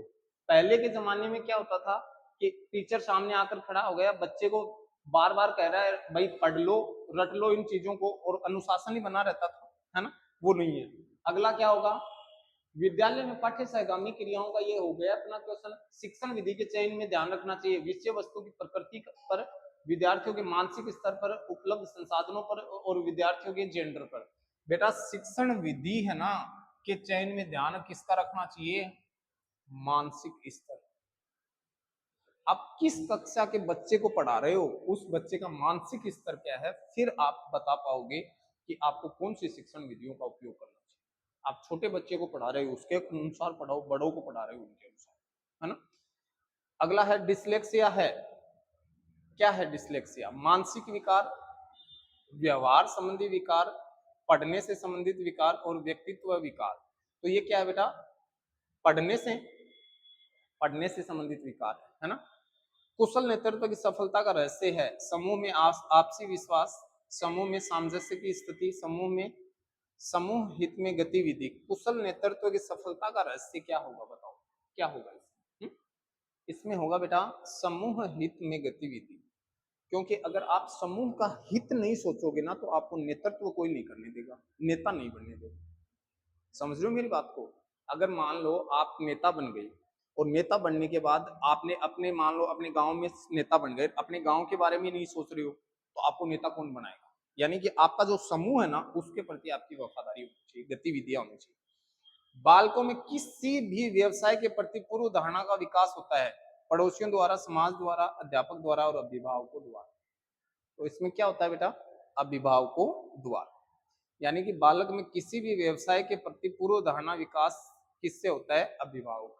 क्योंकि आप अपने आस पड़ोस, अपने मामा, चाचा, ताऊ, बुआ, इनसे सीखते हो कि वो ऐसे नौकरी लगा है, 12वीं पास करने के बाद ऐसे नौकरी लगा है, वो उसने ऐसे किया, पहले से आप धारणा बना लेते हो। इसको कहते हैं पूर्वाग्रह। एक घर में कोई बच्चा एक नौकरी लग गया, बार बार फिर उस घर के लोग उसी सेक्टर में जाने का प्रयास करते हैं, तो कौन सिखाता है ये सारी चीजें? अभिभावक सिखाते हैं, है ना? अभिभावक बताते हैं, क्योंकि उसके बाद सेकंड नंबर पे कौन आता है? अध्यापक आता है। ठीक है, तो अभिभावक सिखाते हैं। ये आपके टीचिंग एप्टीट्यूड के क्वेश्चन कंप्लीट हो गए। अब देखो फटाफट अपन इनमें सही और गलत बता देता हूं भाई। ये है 151 का राइट आंसर क्या होगा भाई? बताओ क्या होगा इसमें? इसमें 3 नंबर होगा, है ना? अगला 152 में क्या होगा बताओ? 152 नंबर जो क्वेश्चन है, इसका क्वेश्चन का राइट आंसर बताओ भाई। 152 नंबर जो क्वेश्चन है, पढ़ो इसको आराम से, फटाफट इसके राइट रॉन्ग बताता हूं, है ना? तो इसका राइट आंसर सेकंड पार्ट होगा। 153 जो है, इसका राइट आंसर बताओ भाई क्या होगा? 153 नंबर का, तो इसका राइट आंसर होगा 4 नंबर। क्या होगा? 4 नंबर। फिर 154 का बताओ, 154 में क्या होगा? 3 नंबर, सी होगा, है ना? 155 में क्या होगा बताओ? 155 में होगा 1 नंबर, फर्स्ट। क्या होगा? 1 नंबर। 156 का बताओ, 156 नंबर क्वेश्चन देखो, इसमें बताओ आर्टिकल पूछा है, तो इसमें आर्टिकल कौन सा आएगा? बी, ए और द, है ना? अगला क्वेश्चन है कि करेक्ट स्पेलिंग बताओ 157, और 157 में कॉन्फिडेंस की करेक्ट स्पेलिंग है। अगला क्वेश्चन बी आएगा 158 में, देखो 158 नंबर देखो, और 158 में अपन देखते हैं, 158 नंबर में देखो क्या रहेगा आपका राइट आंसर, क्या रहेगा बताओ? इसमें सेकंड रहेगा 158 में, और 159 में बताओ? 159 में रहेगा 3 नंबर। 159 में क्या रहेगा? 3 नंबर रहेगा। आराम से इनको मैच कर लेना। 159 में क्या रहेगा? 3 नंबर रहेगा। अगला देखते हैं अपन, और इसमें देखते हैं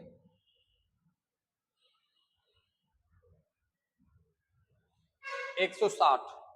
160 में बताओ identify the tense of the following sentence, यानी कि इस वाले सेंटेंस में कौन सा टेंस? तो इसमें है D, present perfect continuous tense. अगला देखो 161 में क्या रहेगा बताओ? 161 में रहेगा 4 नंबर, डी। 162 नंबर बताओ क्वेश्चन क्या रहेगा? 162 नंबर क्वेश्चन बताओ, 1 नंबर रहेगा, फर्स्ट। 163 में बताओ मिसिंग लिंक, यहां कौन सा शब्द आएगा बताओ? 163 में 1 नंबर, वाट। अगला रहेगा 164 में बताओ भाई इनडायरेक्ट स्पीच बनाना इसका, तो इसका 3 नंबर रहेगा, सी। क्या रहेगा? 3 नंबर, ठीक है। अगला क्वेश्चन देखते हैं अपन, अगला क्वेश्चन देखते हैं 165 से, है ना? 165 से देखो, और 165 से क्या रहेगा वो चलो देखते हैं अपन। 165 नंबर में क्या आएगा बताओ? 1 नंबर आएगा 165 में, हैव रिटन। 166 में बताओ भाई, 166 नंबर में आएगा सी, सॉफ्ट। 167 में बताओ द स्टूडेंट, इसमें 167 में क्या आएगा बताओ? 4 नंबर आएगा, विद। और 168 में बताओ लेजी। लेजी, लेजी का मतलब होता है आलसी, एक्टिव का मतलब होता है फुर्तीला, है ना? विलोम पूछा है, विलोम शब्द पूछा है। और 169 में बताओ 3 नंबर आएगा, नोज। और 170 और बताओ भाई, please give me some milk, है ना? Give me some milk. ये रहेगा आपका इंग्लिश का पार्ट। इजी है, बिल्कुल इजी रहा है ना, बहुत इजी रहा है। आराम से जिस बच्चे ने नॉर्मली पढ़ाई की है वो भी आराम से, मैं कह रहा हूं कि 12 से और 15 या 16 क्वेश्चन सही कर सकता था, आराम से कर सकता था, ठीक है ना। अगला क्वेश्चन देखो अपना, अब हिंदी के 30 क्वेश्चन है। देखो, निम्न में से बादल का पर्यायवाची नहीं है, बादल का पर्यायवाची नहीं है, बताओ कौन सा नहीं है। जलजात नहीं है, कौन सा नहीं है, जलजात नहीं है। अगला है, निम्न में से किस विकल्प में सभी शब्द परस्पर पर्यायवाची नहीं है, बताओ कौन सा नहीं है ना। 4 नंबर नहीं है, वायस, कोकिल और कुंतल। तीव्र का विलोम, तीव्र का विलोम क्या होगा भाई, मंद होगा, सबको पता है, ये क्वेश्चन तो कोई भी गलत नहीं किया होगा, तीव्र का मंद, ठीक है। निम्न में से किस विकल्प में परस्पर विलोम शब्द नहीं है, श्लाघा, प्रशंसा, शुष्क, आदर, विधि, निषेध, सुलभ, दुर्लभ। इसमें राइट आंसर होगा बी, विधि का निषेध। इसमें 1 मिनट भाई, है ना, विधि का निषेध होता है क्या, श्लाघा, प्रशंसा, देखो एक बार इस क्वेश्चन को देखो, इस प्रश्न को देखो यार एक बार, श्लाघा, प्रशंसा, श्लाघा और प्रशंसा,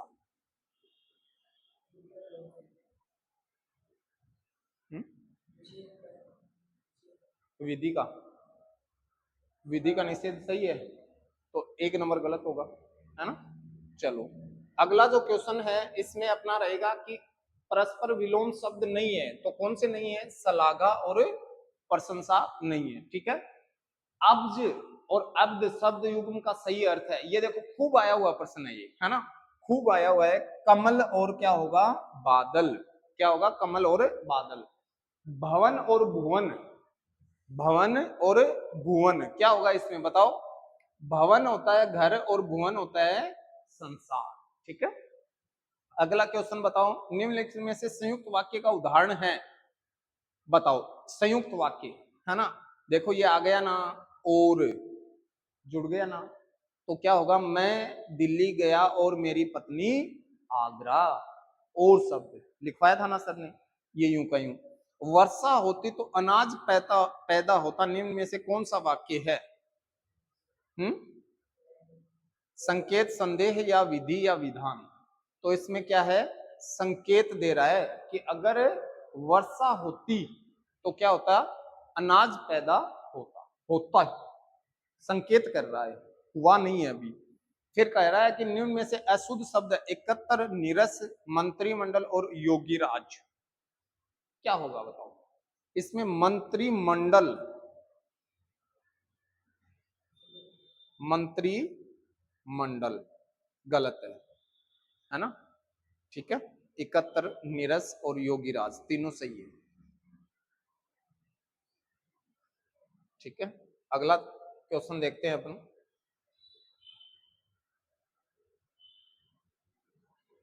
अगला क्वेश्चन देखते हैं अपन।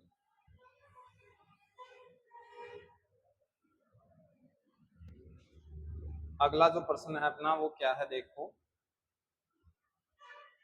निम्न में से अशुद्ध शब्द है, सामर्थ्य, अंतर्ध्यान, रचयिता, शुश्रूषा, क्या होगा इसमें, शुश्रूषा, क्या होगा, शुश्रूषा।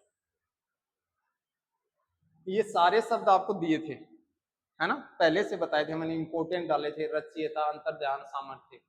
निम्न में से कौन सा वाक्य शुद्ध है, राम का दर्शन पाकर अहल्या धन्य हुई, भांडा फूटने पर उसकी गर्दन लज्जा से नीचे हो गई, इस चिकित्सालय में सर्वोत्कृष्ट रोगी की चिकित्सा होती है, भाषा के मानकीकरण के लिए व्याकरण जरूरी है। तो इसमें कौन सा वाक्य शुद्ध है, भाषा के मानकीकरण के लिए व्याकरण जरूरी है। निम्न में से शुद्ध शब्द है, मद्रंग, उज्जवल, अत्योक्ति और निरोग, तो इसमें क्या सही है, निरोग सही है ना, 4 नंबर। फिर है, छछुंदर के सिर पर चमेली का तेल, कहावत का निम्न में से अर्थ है, अपनी हैसियत से अधिक सेखी बगाड़ना, रुख देखकर बर्ताव करना, विचारों के अनुसार फल मिलना, अयोग्य व्यक्ति को कीमती वस्तु मिलना। इसमें राइट आंसर क्या होगा, अयोग्य व्यक्ति को कीमती वस्तु मिलना। अभी क्यों बेटा, और पढ़ लो थोड़ी देर, थोड़ी देर बैठ के पढ़ लो, फिर सबकी छुट्टी करेंगे, 10-15 मिनट और पढ़। यहाँ पढ़ लो, क्या दिक्कत है ना। अयोग्य व्यक्ति को कीमती वस्तु मिलना। ओके, अगला क्वेश्चन देखते हैं अपन। अगला क्वेश्चन देखते हैं, बुद्धिहीन होने पर भी धनवान के लिए निम्न में से उपयुक्त है। क्या है ये? बुद्धिहीन होने पर भी धनवान के लिए निम्न में से उपयुक्त है, बताओ। आंख के अंधे गांठ के पूरे, आंधी के आम, ऊंची दुकान, फीका पकवान, अटका बनिया दे उधार। तो इसमें राइट आंसर क्या होगा? आंख के अंधे गांठ के पूरे। ठीक है। अन्वेषण का संधि विच्छेद, अनुधन एषण, अनुधन एषण। लोकोपयोग में निम्न में से कौन सी संधि है, बताओ कौन सी है भाई लोकोपयोग में? लोकोपयोग में गुण संधि है क्या? निम्न में से सही संधि विच्छेद है, सड प्लस आनंद, सडानंद, दिग प्लस विजय, दिग्विजय, वागीश और सणमास। कौन सी सही है? सही संधि कौन सी है? दिग प्लस विजय, दिग्विजय, है ना। और निम्न में से पंचरत्न का सही समास विग्रह है, बताओ भाई क्या है? पंचों का रत्न, पंच और रत्न, पंच रत्नों का समाहार, और पांच रत्न है जिसके, तो इसमें क्या होगा? पांच रत्नों का समाहार, दिगु होगा। निम्न में से बहुब्रीहि समास का उदाहरण है, ये तो सभी कर सकते थे भाई, बताओ क्या होगा? त्रिनेत्र। त्रिनेत्र का नाम आते ही अपन क्या सोचते हैं? गणेश जी, है ना। गणेश जी सोचते हैं क्या, या शिव जी सोचते हैं? शिव जी, शिव जी, शिव जी के बारे में सोचा जाता त्रिनेत्र, है ना। निम्न में से स्व उपसर्ग युक्त शब्द है, स्व बताओ। स्वागत, स्वेच्छा, स्वपन और स्वकर्म, क्या होगा? तो इसको अपन देखते हैं। ये जो क्वेश्चन है ये थोड़ा सा डाउटफुल है, डिलीट होने के कंगार है ना। अगला देखो, निम्न में से अन उपसर्ग से बना शब्द नहीं है, अनन्य, अनाप्त, अनुदान और अनिच्छुक, क्या होगा भाई इसमें? अगला क्वेश्चन है अनन्य, अनाप्त, अनुदान और अनिच्छुक, तो इसमें क्या होगा? अनुदान। क्या होगा अपना? अनुदान। अगला क्वेश्चन देखते हैं अपन। अगला क्वेश्चन देखते हैं अपना, और अगला जो क्वेश्चन है वो क्या है बताओ। निम्न में से किस में से फारसी उपसर्ग से बना शब्द नहीं है? फारसी बताओ भाई, फारसी। इसमें क्या होगा? फारसी से बना नहीं है, दुराचारी, दुर उपसर्ग से बना है ना। अगला है बिछोना शब्द में कौन सा पढ़ते हैं? ओना। कौन सा है? ओना पढ़ते, ठीक है। अगला है निम्न में से भाववाचक तद्धित प्रत्यय से बना शब्द कौन सा है? भाववाचक तद्धित प्रत्यय से बना, तो इससे बना है बुडोती। क्या है? बुडोती। निम्न में से कौन सा युग्म अशुद्ध है? प्रस्थान, आगमन, निष्काम, सकाम, राग, रंग, करुण और निष्ठुर, तो इसमें क्या होगा? राग और रंग। निम्न में से अमीय शब्द का पर्यायवाची है, अमीय का बताओ। अमीय का क्या है? सुधा। जंगल में लगने वाली आग के लिए, ये अपन ने पहला ही टेस्ट में डाला था, है ना। इसको अपन क्या कहते हैं बताओ? दावानल। क्या कहते हैं? दावानल। ये अपना पहला ही क्वेश्चन था। आंख से परे के लिए उपयुक्त एक शब्द है, आंख से परे के लिए परोक्ष, यानी कि जो सामने नहीं है, सामने वाले के लिए प्रत्यक्ष और इसके लिए परोक्ष। निम्न में से संप्रदान तत्पुरुष का उदाहरण है, संप्रदान तो हवन सामग्री, यानी कि हवन के लिए सामग्री। और निम्न में से शक्ति का उपासक के लिए उपयुक्त शब्द है, क्या है? शाक्त। क्या होगा भाई? शाक्त होगा। हाँ तो बच्चों, अपन ने अपना पेपर सोल्व किया, और इस पेपर में टोटल क्वेश्चन कितने थे? 200। 200 प्रश्न थे, और अंक कितने हैं आपके? 3 अंक का एक है, टोटल कितने होंगे? 600 अंक होंगे। अब जैसे आपके पेपर का जो स्तर है, जो पेपर का जो स्तर है, उस स्तर के अकॉर्डिंग जिस बच्चे के 145 से लेकर 160 के बीच में जो अंक हैं, 145 प्लस जो बच्चा है उसका नंबर कंफर्म है, कोई रोकने वाला नहीं है, सोचने की जरूरत नहीं है, ज्यादा दिमाग नहीं लगाना, ज्यादा इधर उधर से आप फोन पे जितनी ट्राई करोगे लोग उतनी प्रकार की बातें बोलेंगे। और बहुत से बच्चे तो ऐसे होंगे कि नहीं मेरे तो बहुत ज्यादा क्वेश्चन सही बन रहे हैं, एक्चुअल में वो क्या है, बच्चों को झूठ बोलने के लिए होते हैं। हकीकत में क्या होता है कि 200 क्वेश्चन आप करने बैठे हो तो मुझे पता है जीके में अपने पढ़ाया है खूब, क्वेश्चन भी बाहर नहीं गया, लेकिन फिर भी बच्चों के सही बनेंगे 40 से 44 क्वेश्चन से ज्यादा सही नहीं बनने वाले हैं किसी के भी। एक एक करके जब गलत काउंट करोगे तो आपके आराम से 35 से 40 क्वेश्चन ऐसे होंगे जो आपके 200 में से आराम से गलत हो गए और आपको भनक ही नहीं लगी कि ये क्वेश्चन भी गलत हो रहा है मेरा। और अभी फाइनल आंसर की फिर आएगी, उसमें आपको फिर पता लगेगा 2-4 नंबर ऊपर नीचे जरूर जाएंगे, 2-4 क्वेश्चन ऐसे हैं जो ऊपर नीचे जरूर होंगे। तो ये टेंशन मत लो, जो बच्चा 150 के घेरे में है वो बच्चा सुरक्षित है, कोई टेंशन वाली बात नहीं है। तो जैसा पेपर का स्तर है, आप ये सोच रहे हो कि नहीं नहीं सर बिल्कुल आसान था, ऐसी बात भी नहीं है, क्योंकि आप 12वीं पास बच्चे हैं उनके लिए ये स्तर बिल्कुल सही था। जो बच्चे शिक्षक भर्तियों की तैयारी कर रहे हैं, पटवार की तैयारी कर रहे हैं, उनको लगता है कि पेपर आसान आया है, लेकिन जो बच्चा बीएसटीसी की तैयारी कर रहा है उसके लिए पेपर बिल्कुल उसके मानसिक स्तर का था। तो आप ये तो सोचना ही बंद कर दो, है ना, बहुत अच्छा लेवल है।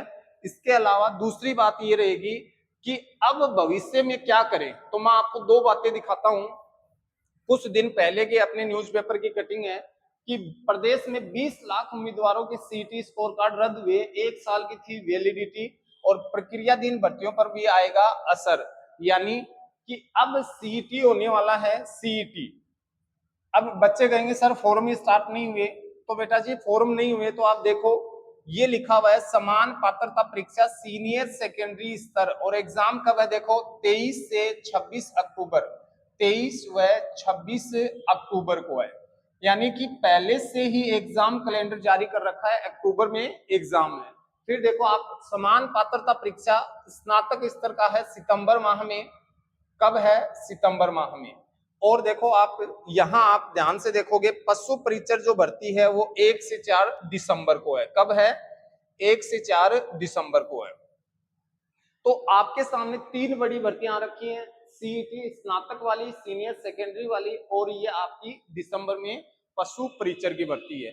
तो जो बच्चा ये सोच रहा है कि 12वीं पास कर ली अब मुझे गवर्नमेंट जॉब लगना है, गवर्नमेंट जॉब लगना है, तो उसको बेटा सीईटी क्वालिफाई करना ही पड़ेगा, और वो भी कौन सा, सीनियर सेकेंडरी स्तर वाला। गवर्नमेंट कभी भी फॉर्म भरवा लेगी और फटाफट फॉर्म भरने के बाद अक्टूबर में एग्जाम होगा, कंफर्म होगा, कोई रोकने वाला नहीं है, ठीक है ना। तो इसमें करना क्या है, फॉर्म की टेंशन मत करो, आप अपनी तैयारी करो। और ये जो एग्जाम है ये कंफर्म है, इसीलिए हमारे पास जुलाई अगस्त सितंबर 3 और 3.5 महीने हैं। 3.5 महीने की तैयारी बहुत होती है, हम आराम से क्वालिफाई कर लेंगे, अच्छा स्कोर कर लेंगे। तो अपन नया बैच शुरू करेंगे सीईटी का, और कल से ही आप ज्वाइन करो, सीईटी को अपन पढ़ना शुरू करते हैं। और सभी बच्चे क्या स्कोर आपका बन रहा है कमेंट में मुझे बताना, सब बच्चे बताना कि सर मेरे इतने क्वेश्चन सही बन रहे हैं। और फेक नहीं लिखना है, झूठे नहीं लिखने, गलत नहीं लिखने हैं, झूठे नहीं लिखने, जो बन रहे हैं वही बताना है, ठीक है। मिलते हैं नेक्स्ट वीडियो में, तब तक के लिए स्वस्थ रहिए, अच्छे से अपनी पढ़ाई कीजिए। जय हिंद दोस्तों।